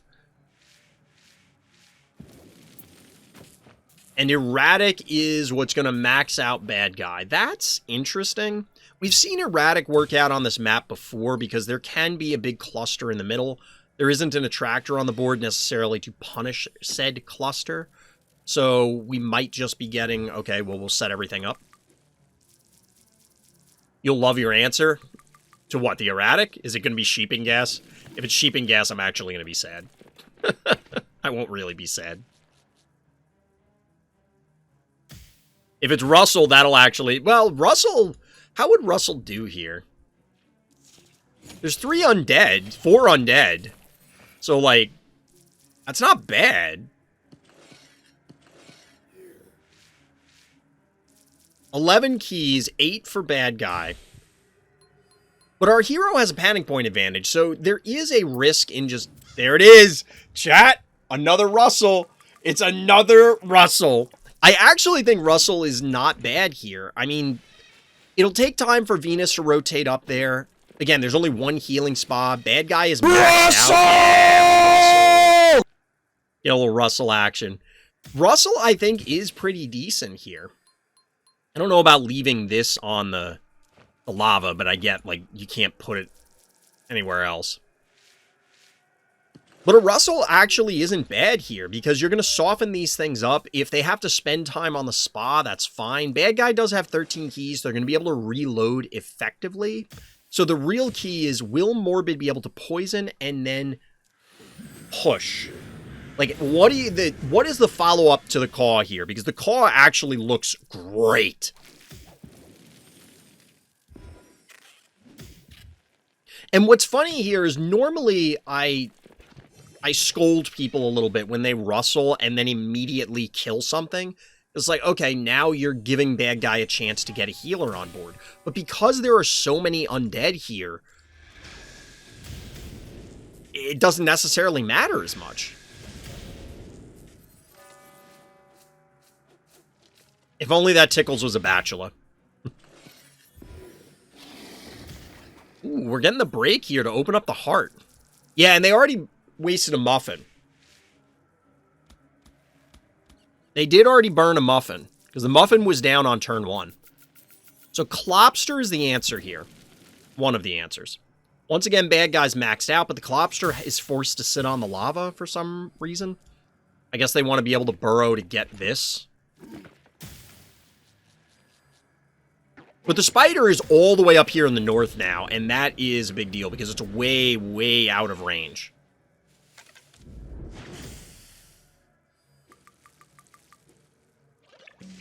So, I don't know if this can die. The Innocuous can die to a combination of Erratic and Klopster here. But it's possible.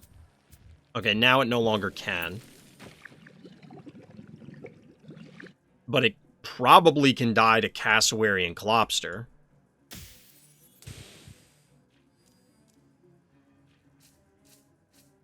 Or just this. The Innocuous bait. I mean, honestly, as bait, this is probably fine. You probably kill all 3 of these. 4 keys for 5. It's not. It's more than that, right? Because I assume you're going to get all 3. Maybe you can't, but I assume you will. Finnegan coming out.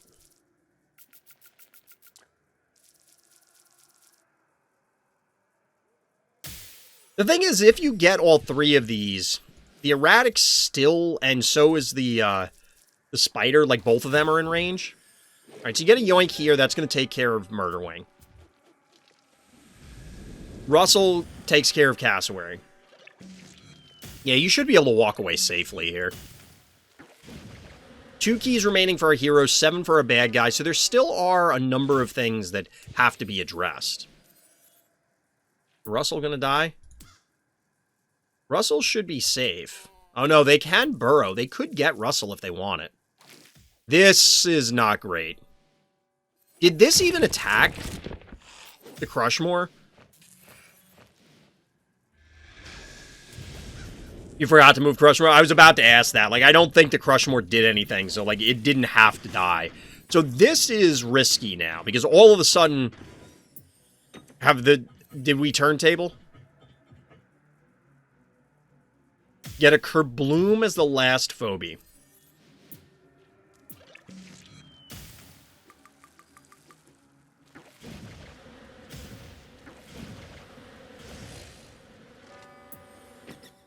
Cassowary is the final Phobie for our hero.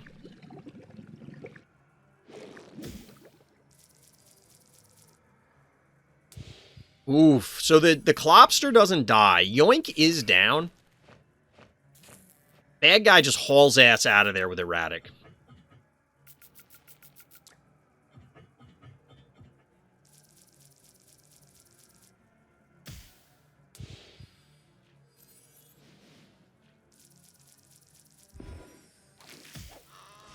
Get that Yoink.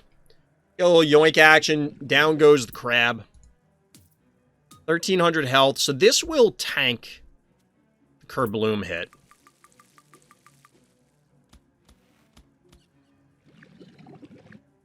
Panic Point advantage is still bad guy, but as you can tell, the hearts aren't really worried. You can tell by the animation. Never mind, it gets the boop.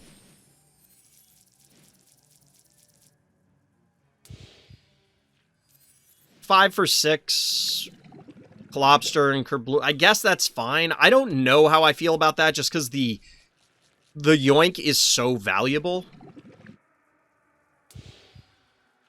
But we do have a Phobie quantity advantage for our hero, and of course the Erratic is supremely beat up, so if you can get onto it, you can try and end things.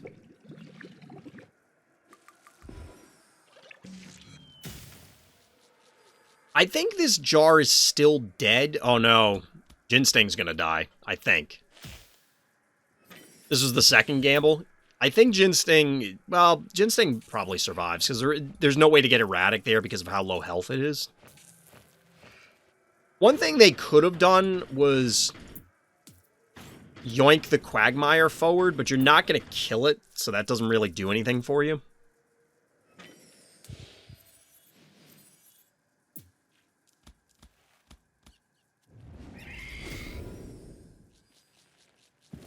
Bees? Bees! Nice. I don't know if bad guy just lost track of the cooldown. I don't know that there was much else they could have done there, given the positioning. Bees! Bees action. GG. Yeah, at this point, it's all over, but the crying. GG. This was well played, Morbid. Yeah, I think you were at a big advantage early on. Had those like the Crushmore loss brought things much closer, obviously. But beyond that, I think this is pretty well played.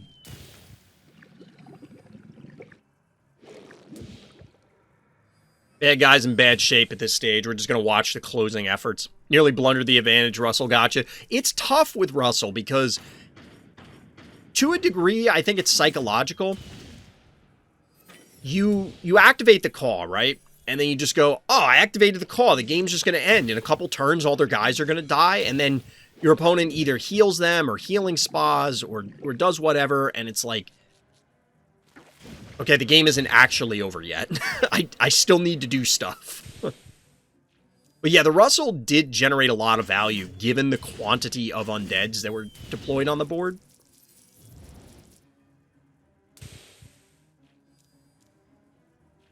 And even for the other ones, among the non-undeads, one of them was a one-mover that was like 2.5 turns away from the healing spa. So like it was just going to take a beating. Even get the stim hit. Quagmire, GG. Well done. Well done. Pretty solid there, Morbid. I like it. Gotta love some Russell action.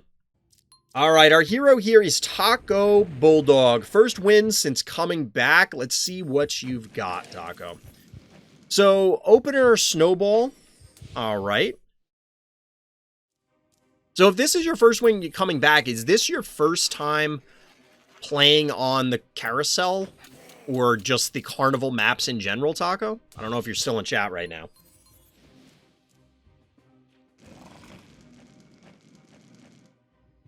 So So the snowball is able to swing around, and this southernmost panic point, because of where the vaults are, is pretty much safe. You can't really threaten it, like a jar or snowball's not going to reach.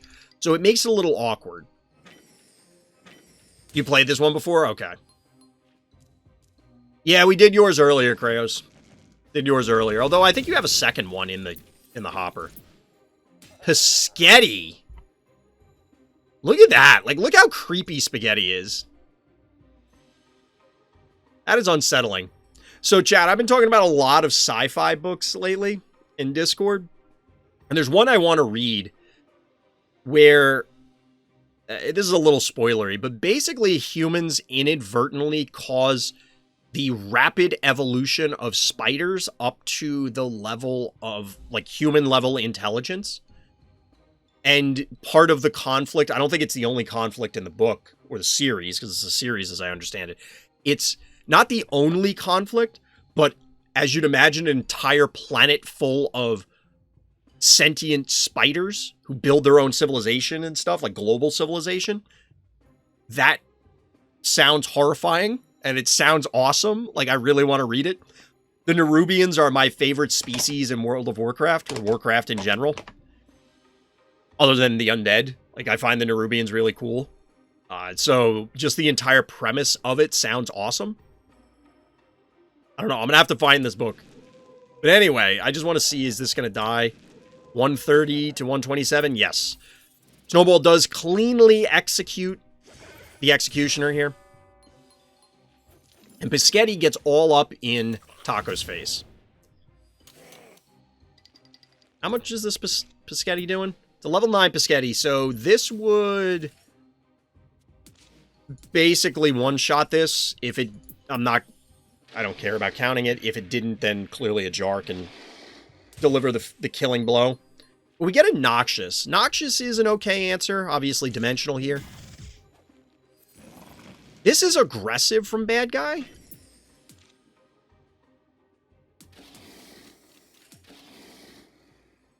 $12.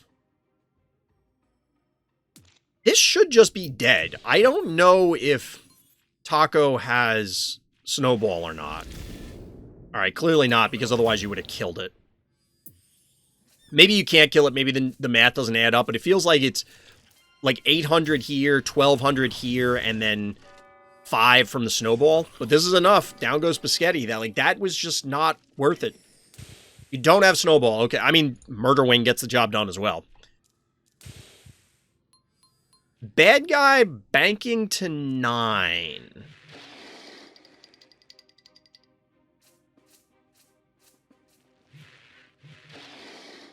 I don't know about that one. So our hero appropriately also banks, like there's no need to commit. Alright, so they were going for boss. Very reasonable. I just noticed that it will show us the XP gains from actions taken by the players. But it doesn't do it all the time. Does it only do it from the first player perspective? Because I definitely saw an XP gain when the Snowball fireballed the cat. But it doesn't seem to be doing it for Taco. I never noticed that before. So Hematic Instinct, the follow-up, yeah, it must be when it's first player. I was going to say Hematic Instinct should have been positioned to hit the boss, but this probably is better. Because then it doesn't take the splash. It's only going to be the fire here. Seven keys remaining for bad guy. 6 in total, but only 3 available for our hero. I think this is appropriate getting the 1 key online. So we're looking at mostly healthy to basically half health. At bad guy probably goes Clinico. All right, Muffin, some sort of healer.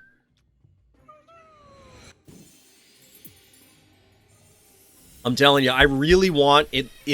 I would love it as a setting globally, but I absolutely want a setting for replays to have the health bars for everything up at all times.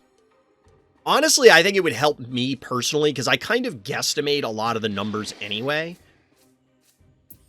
as far as like, oh, well, I think I'm going to get this. And then I can just more quickly assess, all right, this is what I'm going to do instead of like doing the quick arithmetic every time. I know there's better ways to do it. It's just how my brain works. But anyway, triple panic point advantage hero. We're looking at a 3,200 health heart to 5,285. Gonzo is the penultimate phobie from our hero. Down goes Noxious. Oh, baby. We're getting in there. Get a little more bees.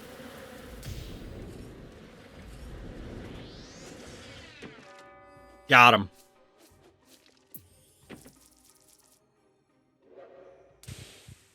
Why estimate? Just remember everyone's HP, some subtractions, and that's it. Yep. Just do all the arithmetic instantaneously every time. I've talked about it before. I could absolutely stand to get better at doing the quick arithmetic. Or we could just have the health bars all the time. And I think it would also be better so that I don't have to... It would be nice in the replays if I could just click on things without having to pause it. But I think that that's just something that can't be done. Whereas the health bars being up, like, we know that this thing's about to die, you know what I mean? But yes, that Inoculus absolutely... There's got to be a B pun in there, right? There's got to be a B pun for getting assassinated. Getting offed. Like, there has to be a B pun somewhere. But regardless, Unicorn is not going to do the job here. I actually kind of like the body block from the cowbell here so the boss can't just come back, although they could have cleared a path. It wouldn't have mattered. Well played, Taco. Well played. I think Bad Guy gave up a lot of tempo when they were already down, trying to get that boss online, and then just didn't really do much with it.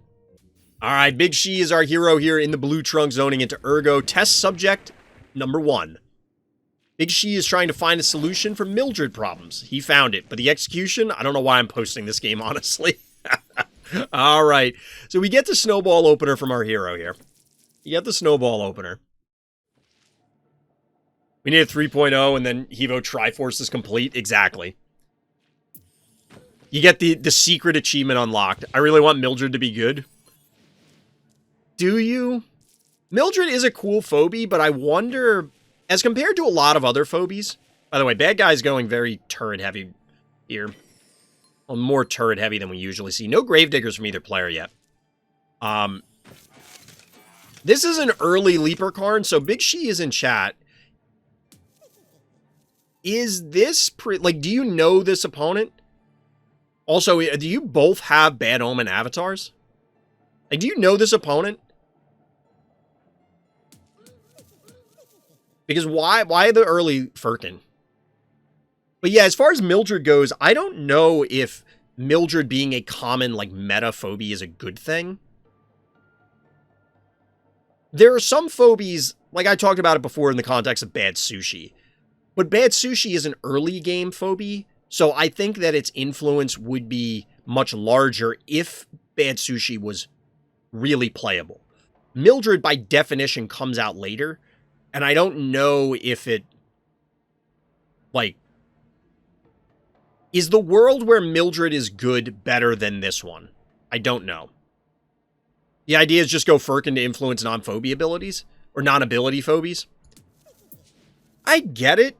I mean, this is a level 13 Firkin, so it's putting out a lot of damage. I have to look at Firkin's damage output at, like, all level 1s to get a better idea of how low or not low the damage is on Firkin. Like, being 500 at level 13 seems good. Wait, what? A random level 5 unicorn? Okay.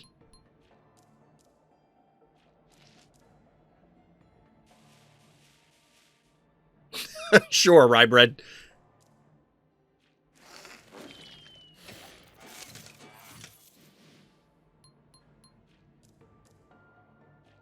Yeah, I mean, Firkin is, we talked about it a lot, as of late anyway.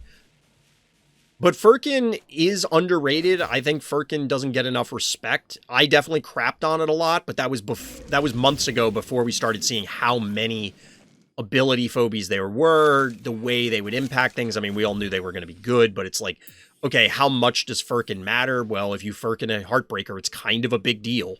You know. That's why you added the test subject. Fair. We'll see when the test subject appears here. 8 keys for our hero, 4 for bad guy. I know we're jumping between a lot of topics during this game, but, you know, that's pretty par for the course here on Random Thoughts. And there it is. Oh, wait. I didn't know that the cat has goggles. The cat has goggles. The goggles, they do nothing. Oh my god, I didn't know that. You know what would be funnier is if the cats... I mean, that one cat was blue-ish, but if the cats were literally Razormouth and Electrocat and Bad Omen, as opposed to just random cats. I think that would be a cool Easter egg as well.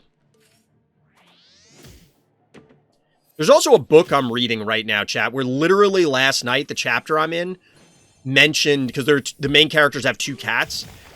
One of them's name's Mephistopheles. I forget what the other one's name is. But another character mentioned about if the 2 main characters die, the cats will eat them. Which is kind of funny, given that we're looking at Mildred. So for the record, if you go up against Mildred, I don't think that Cerberus is the answer. I haven't seen too many Mildreds, but I don't think Cerberus is the answer. I'm just saying. So 2-0 panic point advantage for the record.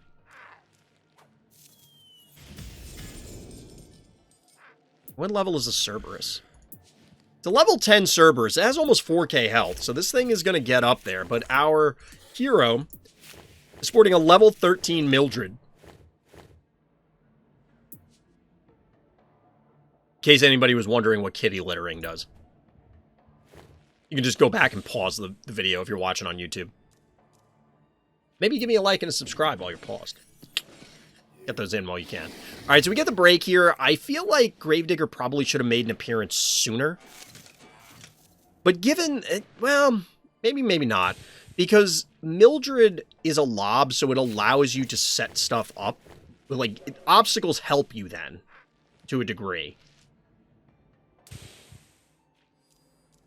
This is still potentially a lot of damage if Mildred were to get hit. 2,400 health, though. I play Smiley instead of Cerberus, and it would be GG. Yeah. Like, Cerberus is not the answer. It is not how you respond to this. Now, admittedly, our bad guy may not have Smiley. Like, just may literally not have it. And that's why if Mildred got a buff, maybe Smiley is just the answer, and it's like, okay, who cares, sort of thing. But they are going for Graylien. And it's just immediately going to get Firkin. Like, what was the plan here? Granted... Oh, it's happening!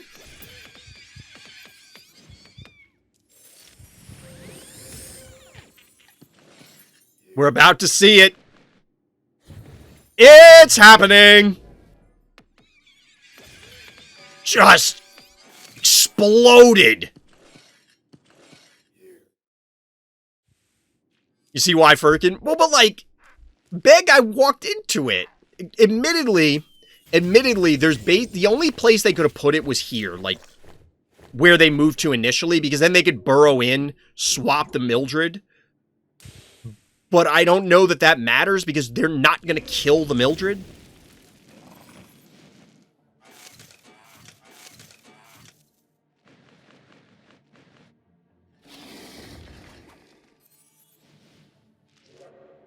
Mildred's so cool, I honestly wouldn't even be mad about getting Mildred. Like, acquiring it or getting hit with it, you mean, Urk?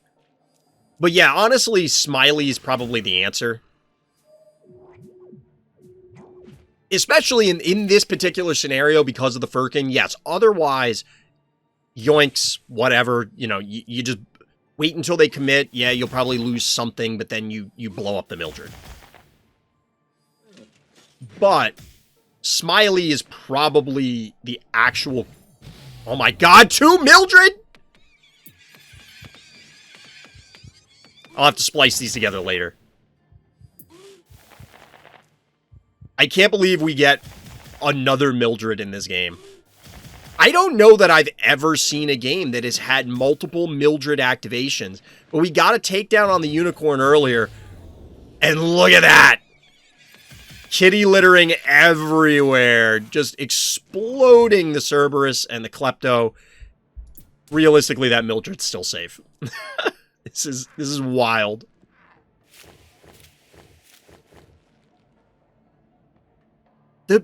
Why did this retreat? Because it's at like half health. I mean, it still has 2k health. Would it have died? Probably. Probably would have died if the Cerberus went in. Let's face it. Cerberus kind of cost bad guy this game. Cerberus kind of cost bad guy this game. I just don't see how they Cerberus and win.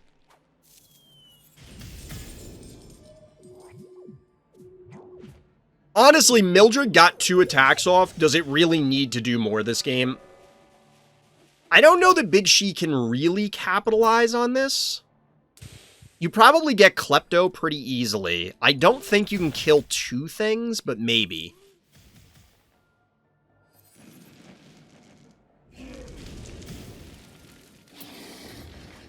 Ooh, a block.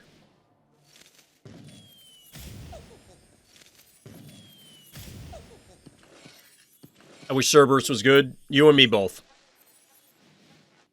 Did you use Jar this game? No. Although it wouldn't have really helped here, because you wouldn't have been able to get a kill. So taking down the Grailian definitely makes sense. I think there might have been an argument to go after the Klepto.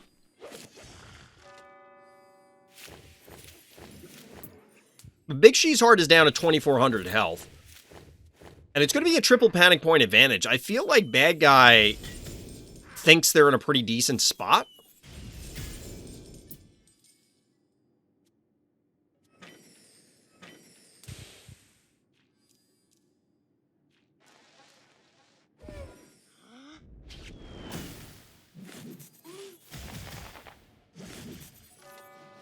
Bad guy probably feels like they're in a decent spot, but clearly they're... Maybe not clearly. This is... Alright, so this is probably a pretty solid bait from Big She here, because bad guy's going to commit the Cerberus. Cerberus gets blown up. If Klepto comes in, it's definitely dead. Okay, so they elect to hold the Cerberus. A little surprising, but I mean, I get it. This is, like, how obvious is this bait?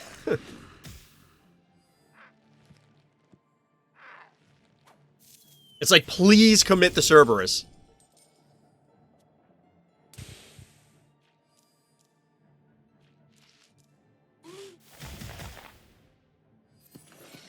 Couldn't get him to bite, but it doesn't matter.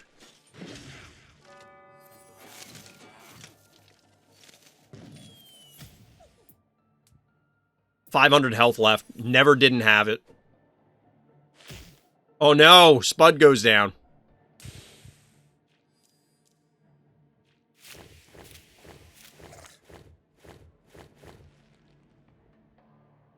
Interesting.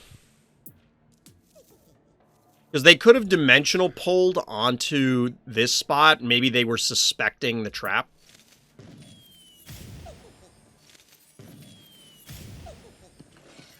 Or they were worried about the dimensional damage being enough to do it, but didn't matter. Not bad. We see a winning Mildred. Alright. Alright, we got a winning Mildred. Alright, we're into repeats for now. We got an Urk game. What do we got here? Very long game, but I played it patiently, and it paid off. See, that's the biggest thing about Phobies, is I think most people are too impatient, myself included. Most 6 keys suck, not gonna lie. Rambo, Klepto, Crushmore, Zappy, Attractor, Hematic, Octo, Jeeves, and Peschetti. Yeah, Peschetti I think is questionable. The rest of the list is fine. I haven't really thought about what percentage of any given cost is made up of quote-unquote playable Phobies versus super niche or bad ones.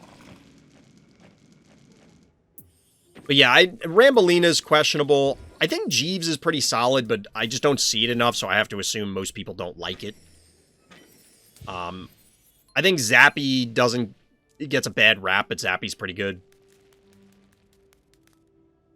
We get an early Jackalope out of bad guy. Ooh, Urk. Now the signature Honey Bear player, at least on one sloor. At least on the one sloor.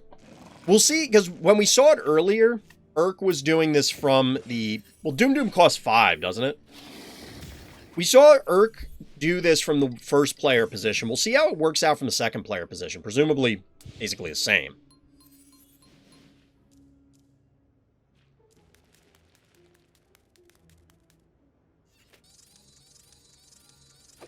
Other than the Jackalope, bad guy has a fairly standard opener. This kind of, you know, for the most part, makes sense. 1, 2, 3. So yeah, the snowball can't get to the jar from that position. 49 turns. It's not the 67 turn game, but still. The only downside of Honey Bear on this map is it takes 3 turns to get in that position. Yeah, but you have time. You absolutely have, I mean, you have a ton of time.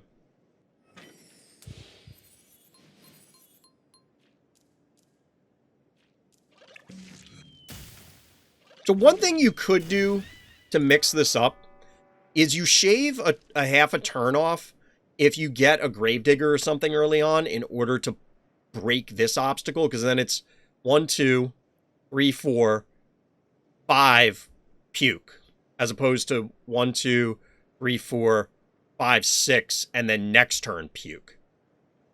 But I don't know how much that screws with the opener. As in, like, it just changes the math for your early game keys.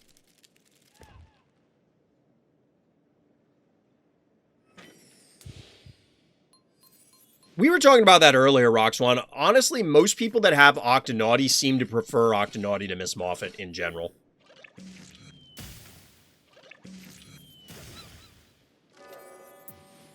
So we do get the invade in the north, which means it's a 4-to-1 panic point advantage bad guy.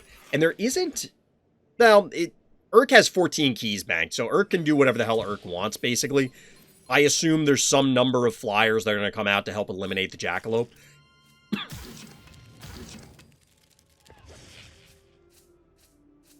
Or that was just sufficient. What level was this Jackalope? This is a level 1 Mopsy. No wonder.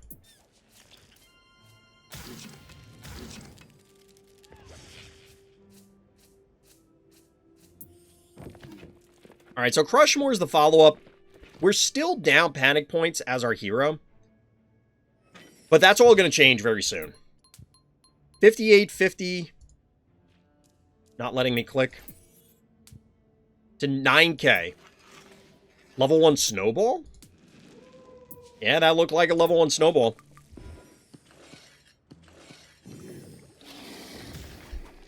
Alright, we get a break here. This changes things. This is different from the previous game, where these obstacles stood there for the whole game, basically.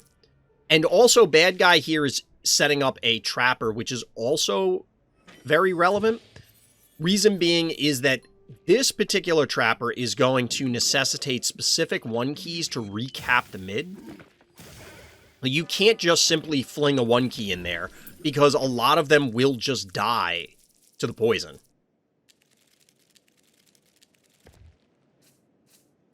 And there's probably a trap there now, but the Boomer will tank it and then just die to whatever else. Actually, I take it back. It depends on the level. I think we determined through Fright Night that there are some that will tank the poisons. This is 689. All right, so Razormouth will survive it. That's a big deal. I'm not puking yet. I'm waiting to cap all the points. Does it really matter? Like, wouldn't it have been better? Like, you would have had the puke back up probably by the time that you recap all of these. I think. And then you just wouldn't have been taking damage here.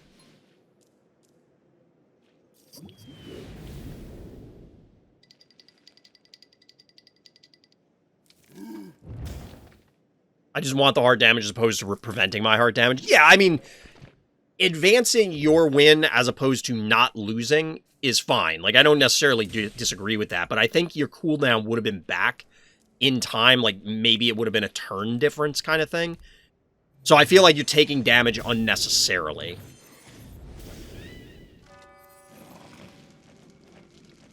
All right, so bad guy is doing what previous bad guy did not, and that's trying to stretch our hero a little bit, trying to pull them in different directions, ensure that the panic points are not just sitting 3-1 in favor of our hero. But 17 keys available here means that this is probably a dead... This has got to be a dead snowball. But what is going to reclaim the middle? Because there is a trap here. I don't think... Yep, I was about to say cowbell. I don't think cowbell was used, obviously, because now it appears. So this will absolutely tank through the poison. Going to have a bunch of health anyway. But it will get more complicated with Poison Ivy, like I said. Eventually, we're going to hit those 1 keys where you're going to have to invest something more valuable in order to recap that point.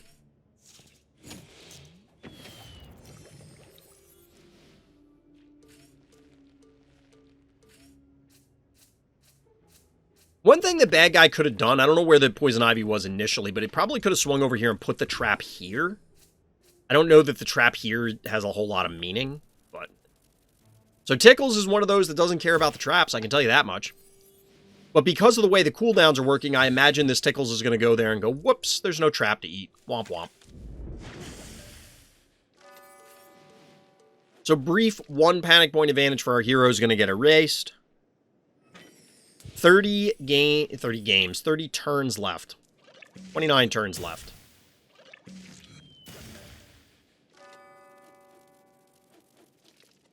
There goes my Tickles. We'll vomit on everything, and here we go, the staring game. 5 keys remaining to 15. That's another part of this strategy and the way this map is playing out in these Urk games that we're observing. Urk has a ton of keys. I mean, don't get me wrong, bad guy has some relevant forces here, but given the Abyss tiles, it's entirely possible that any particular phobie just gets eliminated in a heartbeat. So now we are seeing the higher key phobies come out from Urk in order to reclaim this. This is actually going to be interesting because something will have to step on it. Odds are it just dies, this goes in, steps on it, walks back out, but still. What do I think the most unnecessary phobia is? Rusty. And just because Rusty serves basically no purpose. I don't know what Rusty's supposed to be, or what, like, I take it back. I know what Rusty's...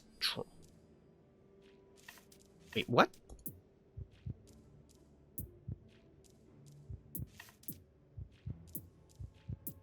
Okay, so bad guy, this seems like a mistake. Bad guy elected to not kill the jackalope in order to get a trap down. Given that Urk responded with Ted as the follow-up after the jackalope, that seems like a mistake. Because now the jackalope is a trap-clearing machine, right? If this thing eats 2 traps, that's absolutely what you want it to do. 1, 2, 3, 4, 5, 6, 7. Now, that being said, this could be a play by bad guy to lock Urk into 7 phobies. But I don't know, that seems weird. I feel like you gotta kill this thing. I think you gotta kill this thing.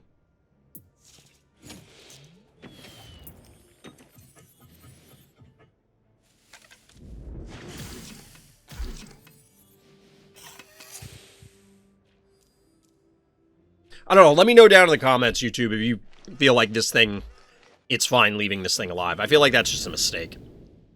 So Ted inches up. The jackalope's going to try and walk off the poison.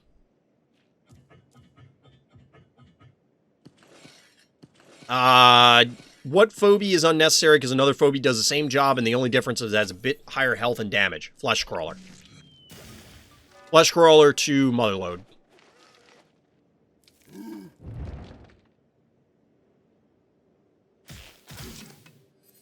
So we got a bunch of poisoned undead. Presumably this Gravedigger is repositioning to break this obstacle. You get the quick yoink here, and then you can still eliminate the resurrect with less effort. But this time they're electing to actually kill it, which I think is correct. And the trap is available, so I wonder if they realized it was... like the previous play was an error. Instant response makes sense. The only reason I thought of that so quickly, Rybread, is because of... because we've talked about it in recent weeks. Gesundheit microscopic.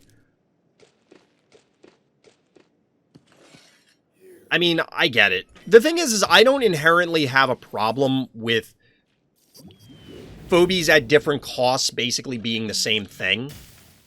Because there will be times where you need the extra damage or the little bit of extra health. Like, they are not strictly better or worse than each other. It's close, but it's not the same. Whereas, and even flesh crawlers, they're different Phobies. It would be nice if they weren't so close, but it's fine, I guess. Like, there's only, because of the deterministic nature of Phobies, there are some limitations on what they can or can't do. Because of the way the game works. Alright, so bad guy's finally getting in there. Muffin is their last Phobie. Still 12 keys for Urk. 12 keys. If you were looking for strategies on the once lore, this might be one you want to consider. Just the casual Maggie. And another Jackalope. It works. So 4-1 panic point advantage, bad guy. 38-25, 4,500. Alright, so I have to imagine that Urk has assumed there's a trap here. So how are they going to send things in?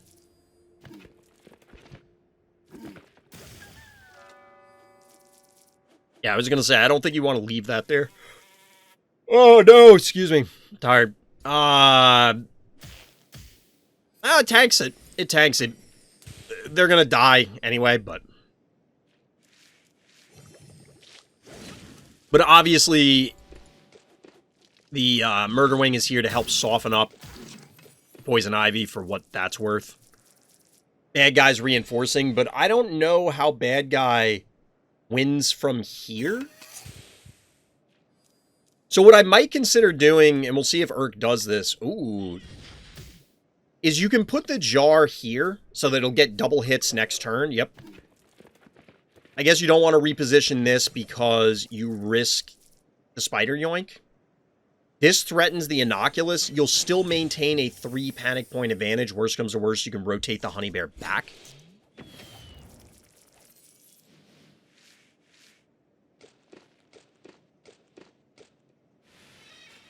This is pretty aggressive, but makes sense because then it forces the jar back and away. Like, you can't hang out with the jar. You're going to have to find a way to protect it. Probably just run away. Unless you commit back.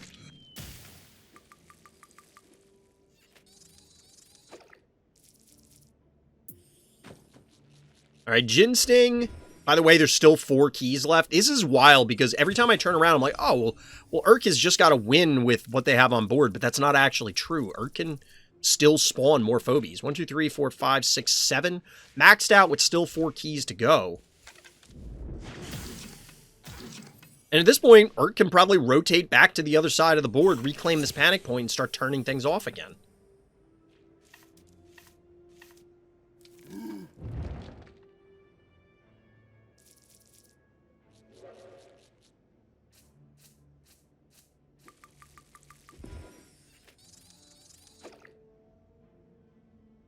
We have reassumed our positions. What's the fix for Flesh Crawler 2 range? What, on its basic attack? I think Flesh Crawler needs to be tankier, but the problem is it may run into the bad sushi issue of if it is too tanky, it would just be oppressive. Like, you'll just never kill it. It's an undead with a ton of health and an AoE damage ability. That seems super dangerous. I think it is okay to have Phobies that are bad. Not every phobie has to be tier 1 playable all the time, or even playable, period. It sucks that that is true, but I think some abilities just don't necessarily work. Because, and this is in a human lifespan sort of scenario. Like, yes, could we find the exact numbers to make Fleshcrawler work? Probably.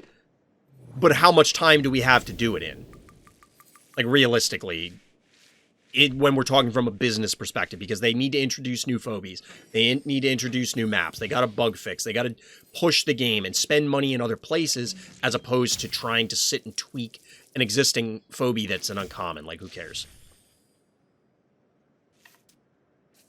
So at this point, we're just picking apart bad guys' forces, and this might be the end of this Cyclops?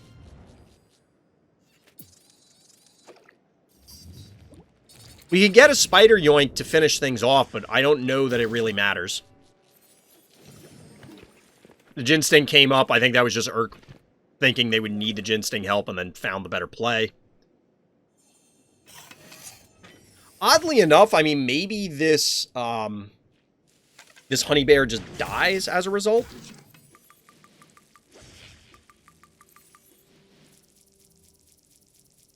Wait, is Yoink not up? Oh, they must have used it. I was reading the Fleshcrawler comment, so.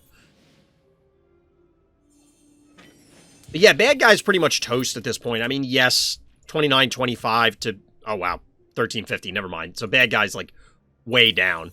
But even if they weren't, I don't think there's a reasonable way that bad guy takes this game. They have no reasonable way to Heart Rush. They're just going to get annihilated and picked apart. Urk's in basically no danger. Get a little droney action. Turn off the panic point for the lulls. Yeah, this Honey Bear strategy is reasonable.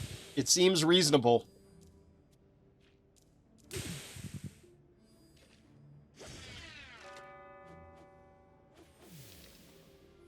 Good thinking, Urk.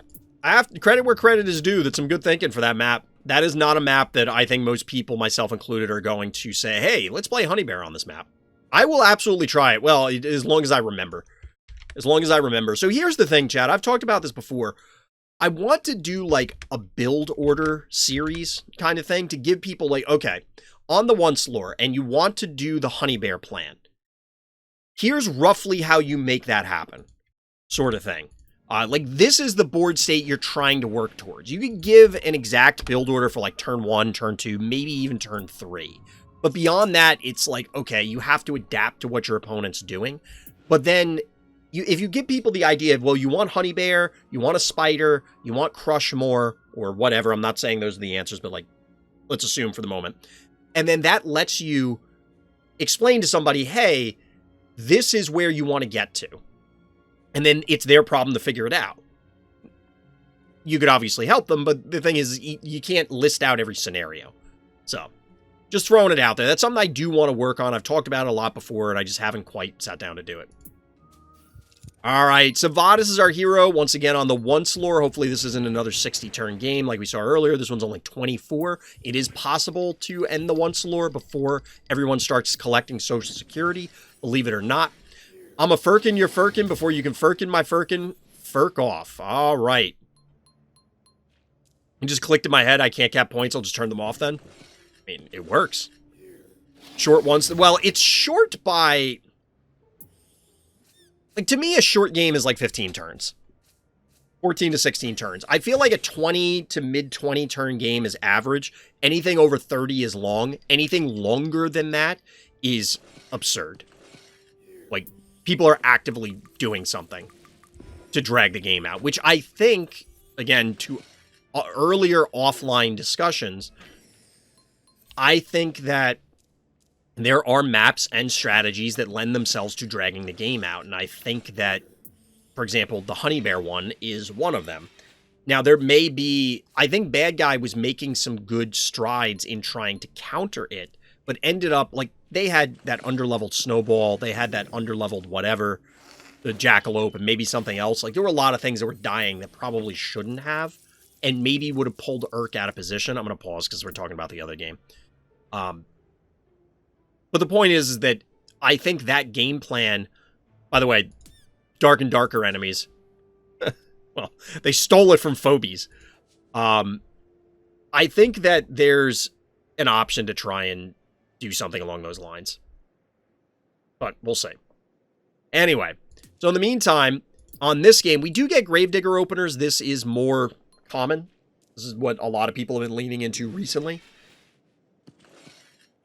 We get this aggressive innocuous positioning followed by a tractor. We're playing a much more standard game. You're watching Castaway, what, the Tom Hanks movie? From, like, legitimately probably like 35 years ago? I don't remember when that movie came out. I think it was in the 90s, wasn't it? I haven't seen that movie in a long time.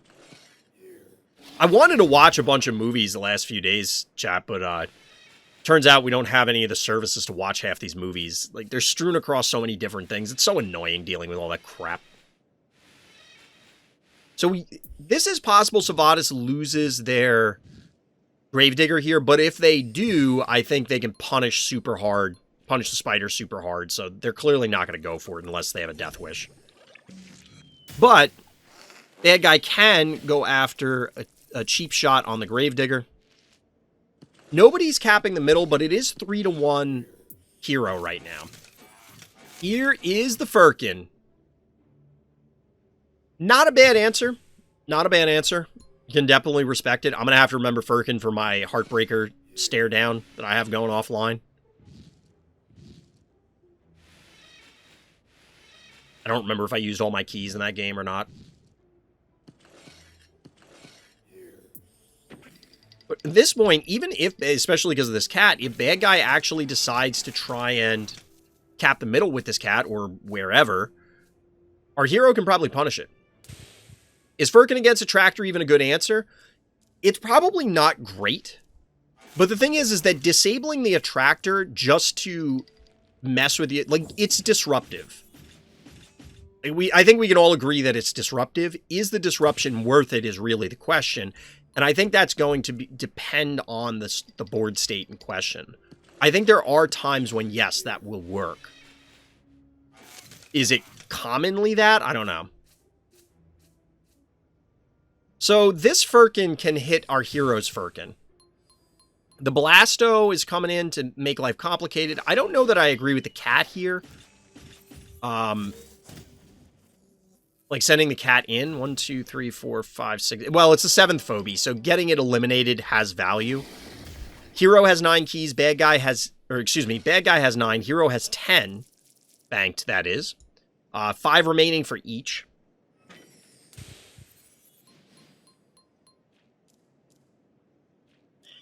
Yeah, that's exactly it, Urk. I think it's going to depend on the board state. I don't think Firkin is a bad idea. So here's the Firkin onto the Firkin. Gravedigger going to get sacrificed here. No, it's not. I love the block. This is actually a big deal.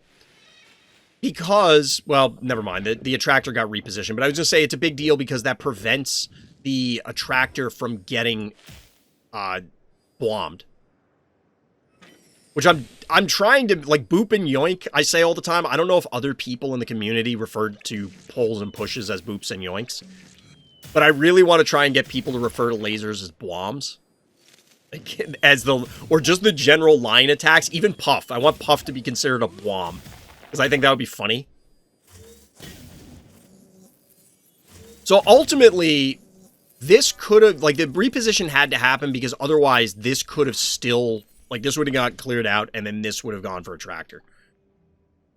So the reposition was definitely valuable. We get a Chuck, which honestly I haven't seen too much on this map, but we are going to get a Yoink. Is this enough damage to kill this Blasto? I mean, you probably have a Meatball. You get double hits, you get a Ray, you get 2 hits from this. This should be enough damage. Is it a good idea? I mean, that's up for debate because you're going to get a Yoink. This can possibly just kill the attractor.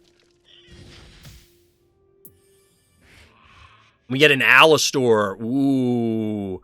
That's actually pretty cool. Like, that whole turn. Like, let's look at this turn. This is a really solid turn. You get this Yoink, and it's like, oh, well, what level is this Blasto? It's a level 9 Blasto. It has almost 3,600 health. That's a lot. But you know what's also a lot? The damage that gets laid into this guy. Sivadas just absolutely laying into this Blasto. The hilarious part is not only is all this damage go down on this Blasto to just annihilate it, just absolutely erase it from existence, there's leftover damage. The Murder Wing's like, oh, I still had all these. Like that. And then the follow-up Alistor. Savage. That's actually a really strong turn. I agree. I'll probably pull that as a clip later.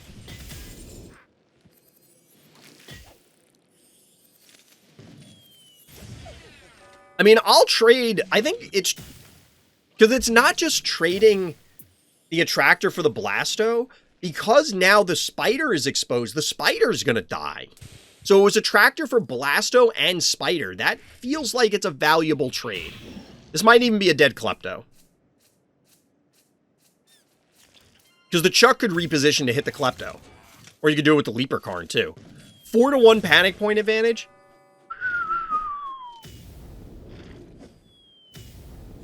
One key remaining for bad guys, 0 for our hero. That's not usually the way you hear that phrase, is it? And we got some stuff that's beat up, but... Those are some solid turns, we'll say. Solid turns. Oh, that hurts. You even get yoinked forward. It's not impossible for bad guy to win from here, but it just feels like so many things have to go their way. Because the big thing about Alistor to me is you do have to, like... You obviously have to kill it in one turn, right? So the more the board depletes, the better off. Sivadas woke up and shows violence. It's true. You know what's funny is I can't put that sort of thing in, like, the YouTube or TikTok description because then it'll get censored or banned as a result. I haven't posted on TikTok in a while. I needed to do that. I've created stuff and I've just been lazy about putting it up there. Imagine playing Furkin to counter a Phobie and your Furkin gets countered by Furkin. Yep. Yep.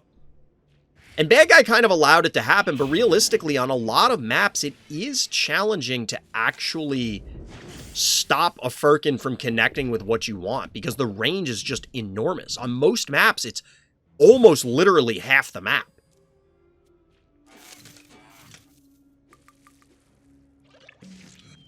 We need a dual-type Phobie.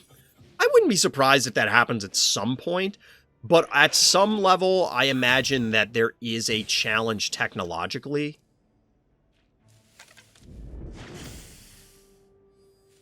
The reason I say that is I have to believe that there's probably an issue with... That works. Yeah, like, bad guy, it doesn't matter what they do. Got him. There might be an issue with trying to code it. Like, that might just be super complicated on the back end for some reason.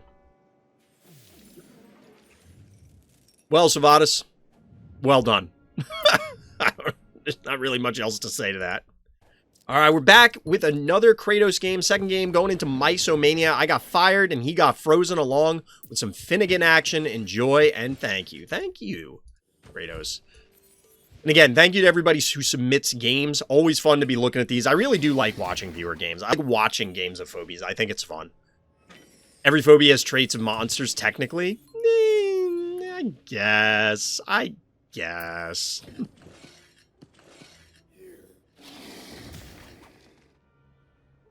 A mechanical dimensional can't exist? Why not?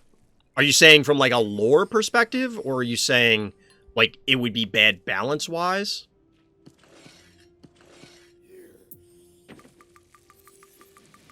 It would be interesting, because how would poison be addressed? Like, which one wins? Because it would be easy to say, oh, well, the dimensional now just takes extra electrical damage, but does that erase the weakness to poison?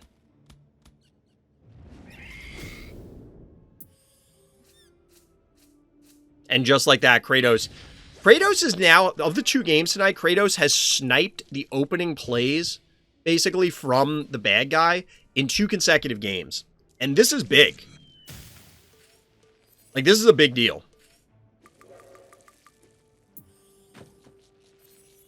I'm guessing bad guy doesn't have access to Snowball, or maybe just didn't want to do it. Because they could have gotten this cast where he put Snowball here. You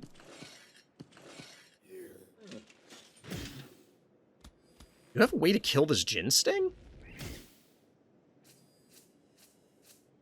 There's no way you kill this Jin Sting, do you? Oh my god!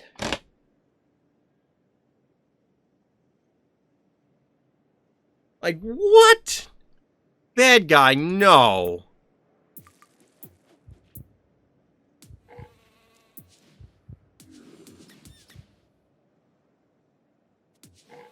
Level 7 Jin Sting. Now, admittedly, like, Kratosss has levels on bad guy here. But it's not like Kratosss is out-leveling them by 10 levels. This had to have been bad guy just threw it out there and it's like, there's no way it's going to die. They'll never commit onto me. Oh, I have bad news for you, bad guy. I have bad news.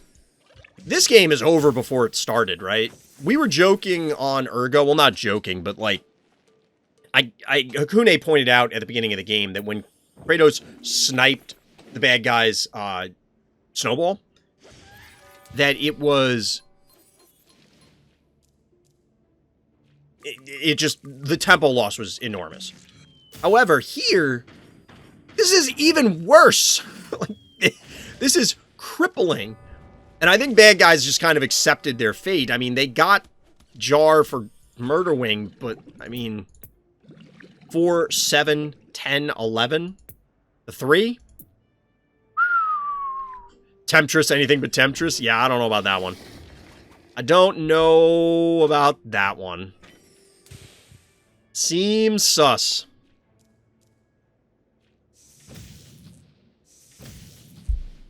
Like, I don't even know if it's... I'm sure there are other plays, but this game, it just feels like there's nothing... Like, what do I say about this game? Bad guys in such an enormous hole here that I don't know that they can dig themselves out of it in any meaningful capacity. I'm sure it's not impossible, but, like... If we assume that the rest of their phobies are down by a similar level, I don't know. This is just brutal. This is just brutal. I haven't tried that game yet, Taco. I mentioned it in Discord. I remember looking at it before, and I don't remember why I didn't play it. But I'm going to have to look at it. What's wrong with Temptress? It's just not very good. Its damage output for everything is... just not good. Even against like, it doesn't feel like it's a big enough threat to electricals. This is a level 7 Temptress. It's going to do a little over 600 damage. Okay, but, like... It's just very fragile, too. It's not... I don't know. It just always feels like there has to be a better option than Temptress. And I'm very curious to see, you know, say in Fright Night, does somebody make Temptress work into something? But I've yet to see a Temptress come out, and we've seen a lot of quote-unquote bad phobies show up. Like, look at this. So it rolled up, it damaged this. Or it didn't damage that. Like, what did that do? It did like 300 damage. Who cares? Like, it was just meaningless. Yeah, that flesh, even Flesh Crawler, for God's sake, showed up and did something.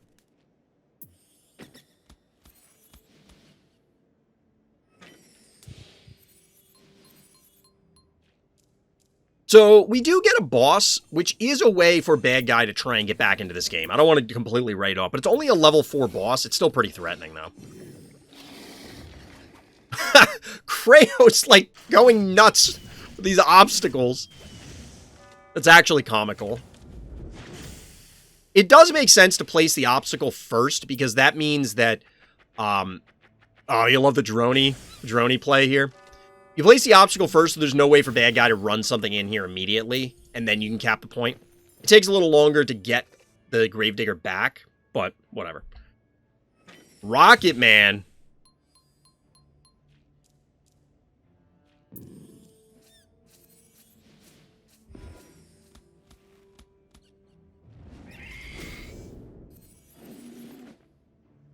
So, to comment about the multiple phobia with multiple types, you could do... You don't have to literally have something that says mechanical dimensional. Similar, so, like Alistor. I'm pausing because I want to make sure we're commenting on the game. But like Alistor, for example, it has life force. That's effectively the undead passive. The problem is it's better than... Well, not problem, but like it's better than the undead one. So you could have the same sort of thing, like it's being pointed out, that you could have a passive that... When this phobie dies, do the dimensional pull, essentially, on a mechanical phobie. Or just have a dimensional phobie that, for some reason, takes extra damage from electrical. And then you can have this hybrid phobie without necessarily having to do weird stuff.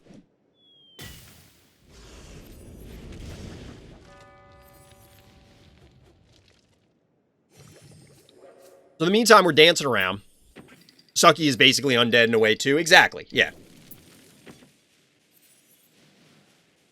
I think you can play around with that sort of thing and, like, give non-mechanicals electrical weakness. You could give the dimensional pull to undead or whatever, you know. Obviously, the life leech shows up on other phobies, although they're only on monsters right now. I don't think a monster crossover to anything would make sense or be good. This Gesundheit is just dead. Because then you're just blanking stuff. Like, you're just making the thing a monster. I mean, you could hypothetically, I guess, have an undead that isn't incapable of being healed. I don't know if I'd like the idea of this whole thing happening, because it gets weird, and balance-wise, it's probably going to be a nightmare, but... What the hell? Go for it. So our hero here does not have a break, so they're just going to go for it and freeze the stabby here. And they just kill the unbearable, probably.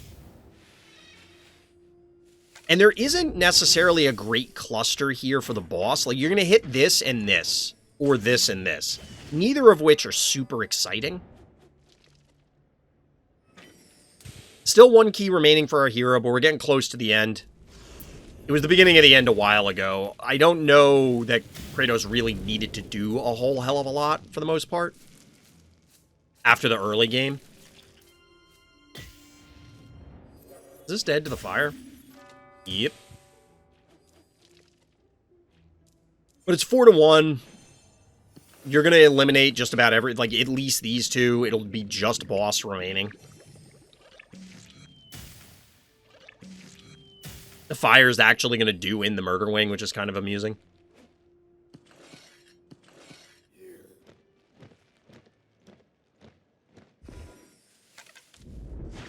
Not even going to bother with the stabby, just run past everything.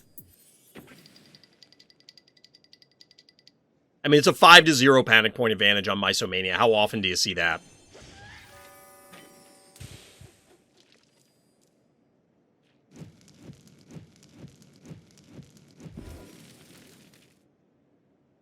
It doesn't even matter what bad guy does at this stage.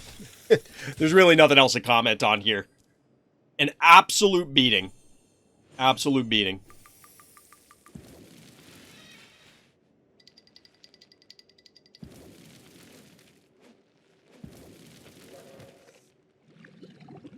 What is happening right now?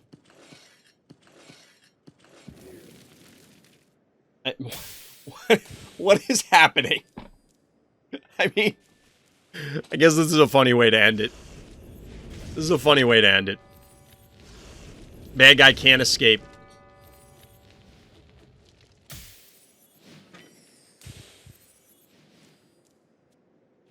The Stabby lived through all of this.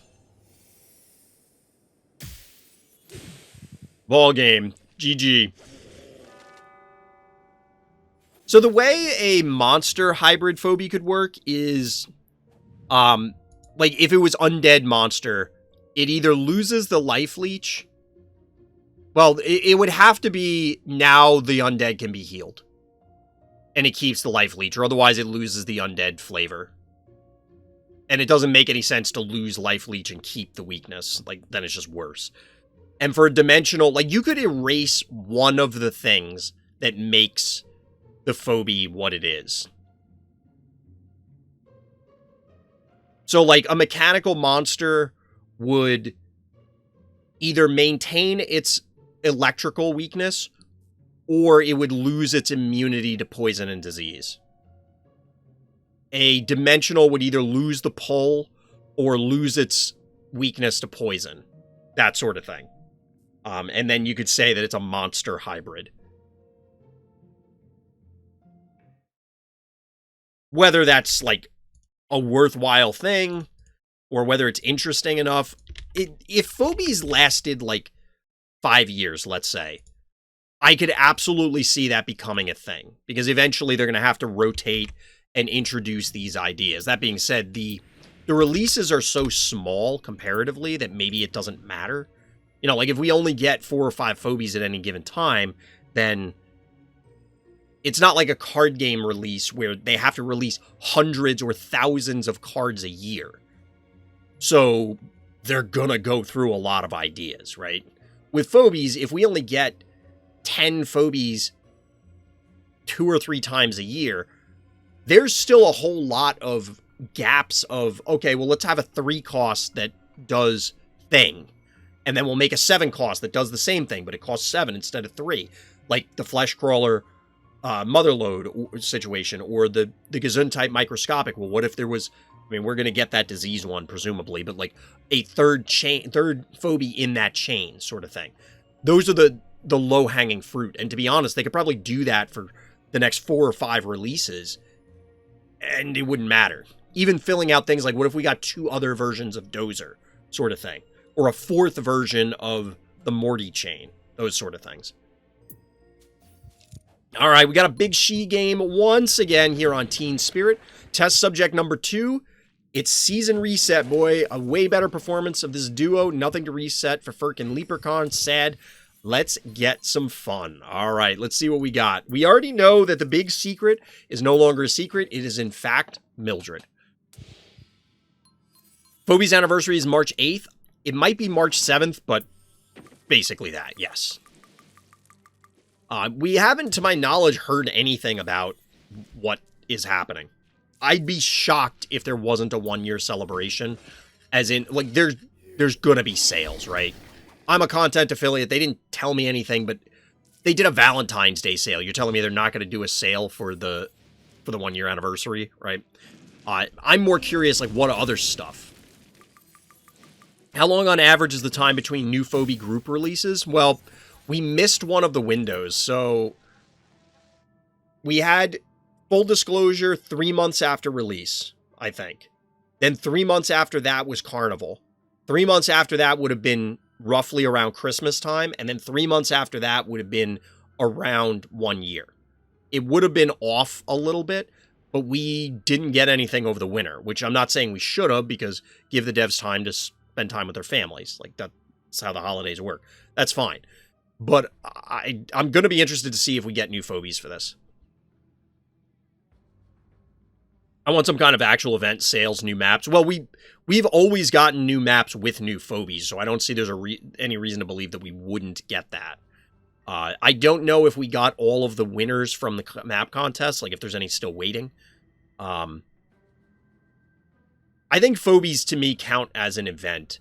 I don't want to see them do, like, a weird game mode or something. I know people like that stuff. I personally wouldn't want it. I'm not going to, like, lose sleep if they do it. But it will absolutely screw with the queues for a while, so. But yeah, there's no way they're not going to have a sale of some kind. I'd be curious if they have another Bad Omen style bundle or not, but we'll see. But anyway, as to this game, we do get the Gravedigger getting stuff set up. Is Mildred's 8 keys, right? Because I played a game on this map, maybe this weekend, maybe last weekend, and I distinctly remember having to go 2 1 keys and then saying, oh, I screwed it up. I should have gone only 1 key so that way I can get to Hevo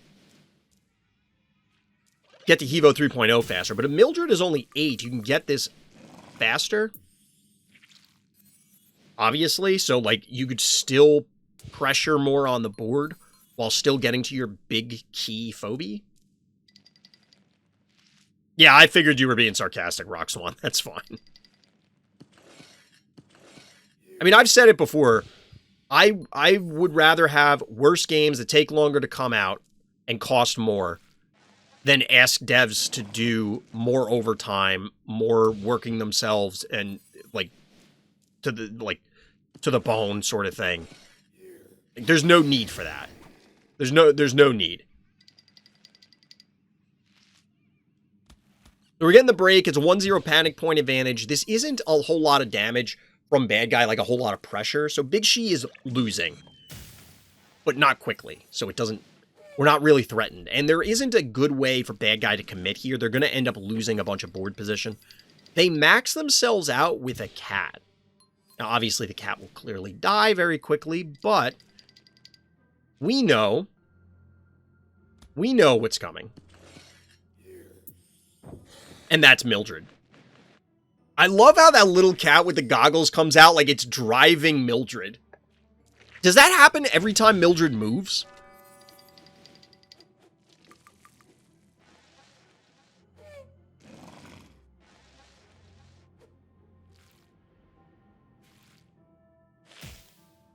The down goes cat.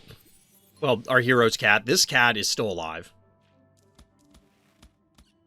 Is this enough to kill Spud? That seems like a mistake if it is, bad guy. Okay, it's not enough. So wait, I want to see... I'm trying to watch and see, does the cat with the goggles pop out when it moves? I don't think it did. These are the important things, chat. It does pop out. That is the move animation, and we get the Mildred! That's actually, like... 2 tiles away. The splash gets it. That is wild. That is wild. Little Firkin action. The cat popping out, driving Mildred. Like, that's hilarious. I might have to splice this into the other one as part of the clip. Alright, bad guy answers with a high five. I don't know about that one. I don't know about that one, bad guy. Funny if you think there are 4 cats moving the arms and legs. That would actually be hilarious.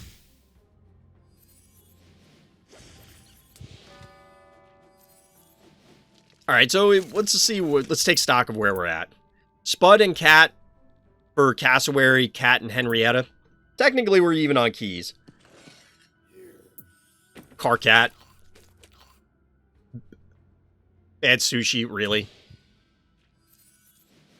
Anticipating Mildred is going to be the thumbnail. I actually had some other stuff tonight that might be the thumbnail instead, but a Mildred one would actually be a good idea.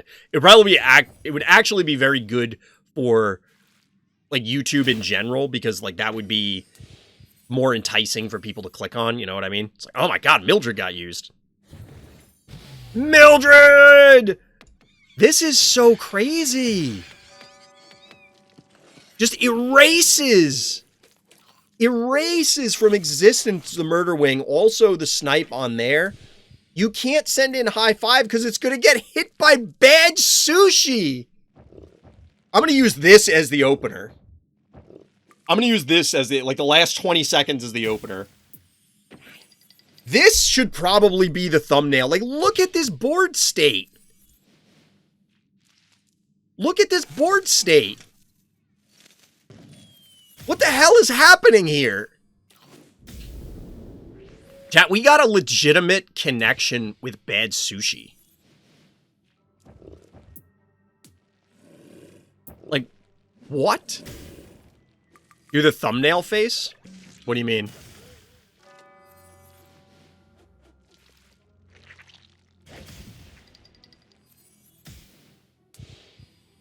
The whole body of Mildred stands up when it gets hit. It's a little weird. So the Mildred's going over here to eliminate the Gesundheit. Well, it gets a triple kill. I really think I'm just going to splice together the 2 games worth of Mildred hits. Oh, wait, the AWOL's not body blocking?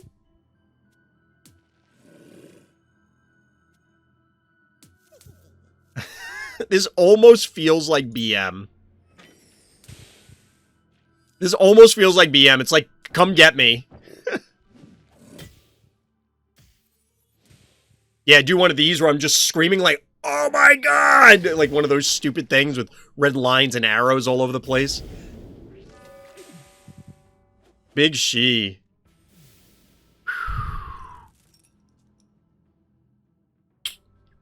Got him! Got him! Alright, we're sneaking one in under the buzzer. Tacobulldog. Proof Random's thoughts should stop hating sheep. I'll believe it when I see it. I'll believe it when I see it.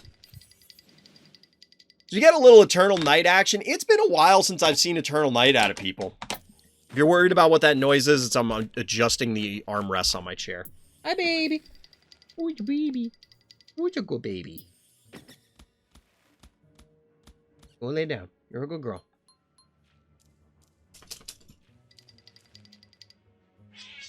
So how does Big She Taco play this? Show us your dog. She doesn't want to. Arlie, you want to come on camera? You want to come here? You go baby? Come here, go baby. Let me pick you up. No, you just want to lay down? Okay. You're a good baby. You're a good baby. You're such a good baby. Come here. You want to lay down? All right, go lay down. Go lay down. Good girl. You're a good girl. It's okay. I went to pick her up, and she immediately like started dropping her body. I don't think she wants to get picked up right now.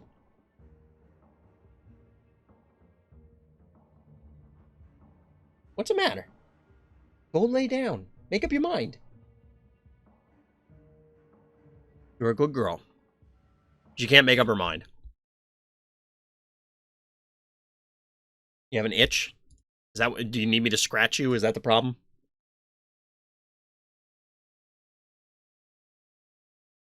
I was refunding the points because she doesn't want me to pick her up. Here, I'll scratch you. That's a good baby. What's a good baby? All right, back to the game. All right, so we pick off the cat. We get a jar coming in, positioned so that it will be able to snipe things. I imagine this can die if bad guy wants it, but instead they're going with stabby. Makes sense. Your dog is sleeping on my pillows. Yeah, she's been rotating back and forth between the couch and then over there on the floor. You're a good girl. Sit. Starting to think I don't actually have a dog. It's just role-playing. Honestly, I've been waiting for somebody to say that. Because I keep talking to her, but she never wants to be on camera. I don't have a setup so that I can, like, put another camera. I guess I could get a USB extension and run it through the ceiling. So that, like, it isn't laying out and nobody trips over the cable. And then point it down at where she lays.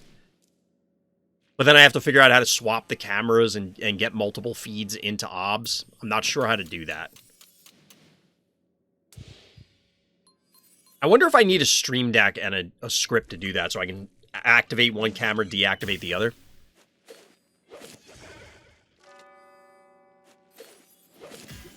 There are other streamers that I know have dog cams or cat cams or, you know, whatever their pets happen to be. But she doesn't, like, I mean, lately she's been spending more time down here while I'm streaming. It depends. Like, in the summer especially, she comes down here because it's cooler. I forgot to take my pills today. I don't have a dog. Alright, I imagine this is a dead stabby. Dead stabby. With a pretty healthy bow mangles. I mean, this is... And here's the sheep. Here we go. How do I remove the background? I did it in Photoshop. Anyway, so we do get the sheep that was mentioned in the notes.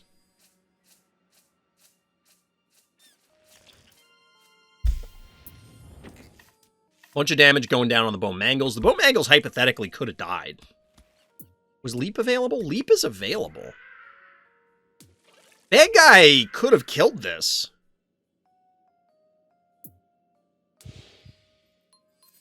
Right? 578. That's 878. This is a dead bowman. Why didn't they kill it? Oh, that's a mistake, bad guy.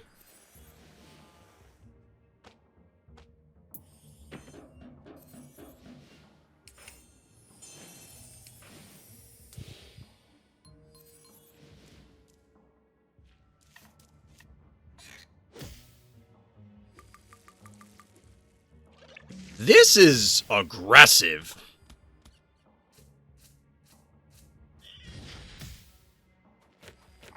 I don't know about this one. Sheep or not, I think you just annihilate their forces here.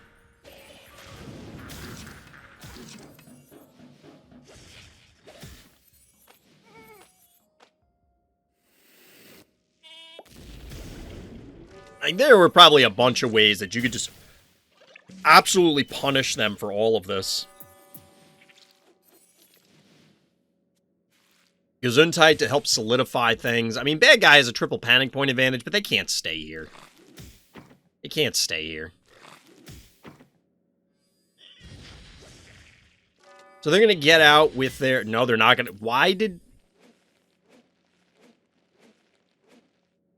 I know we're trying to showcase the power of sheep here, but I feel like bad guy just goes...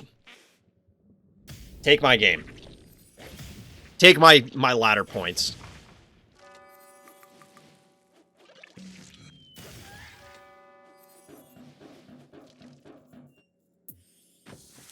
Maybe Snaky. One key remaining. Yeah, I don't know about this one. Seems sus. Misanthrope is the final phobie.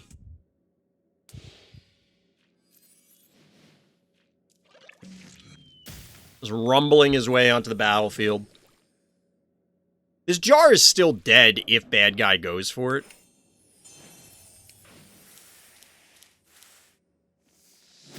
Or should be, anyway. 489. Yep. If bad guy wants it, it's dead, but... We'll see if they commit that hard. Honestly, I don't think it would necessarily be a bad play. Actually, it probably would... Yeah, he would, because this would just one-shot it, and then a one key comes out. Kills it. If it had more health, maybe, but... I mean, it doesn't matter. It's dead here as well.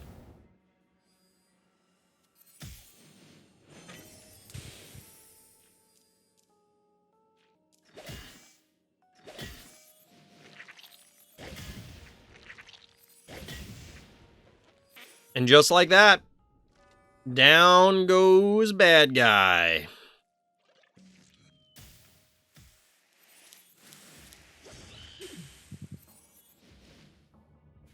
GG. I mean, Sheep did some things, but let's face it, bad guy just kind of threw there.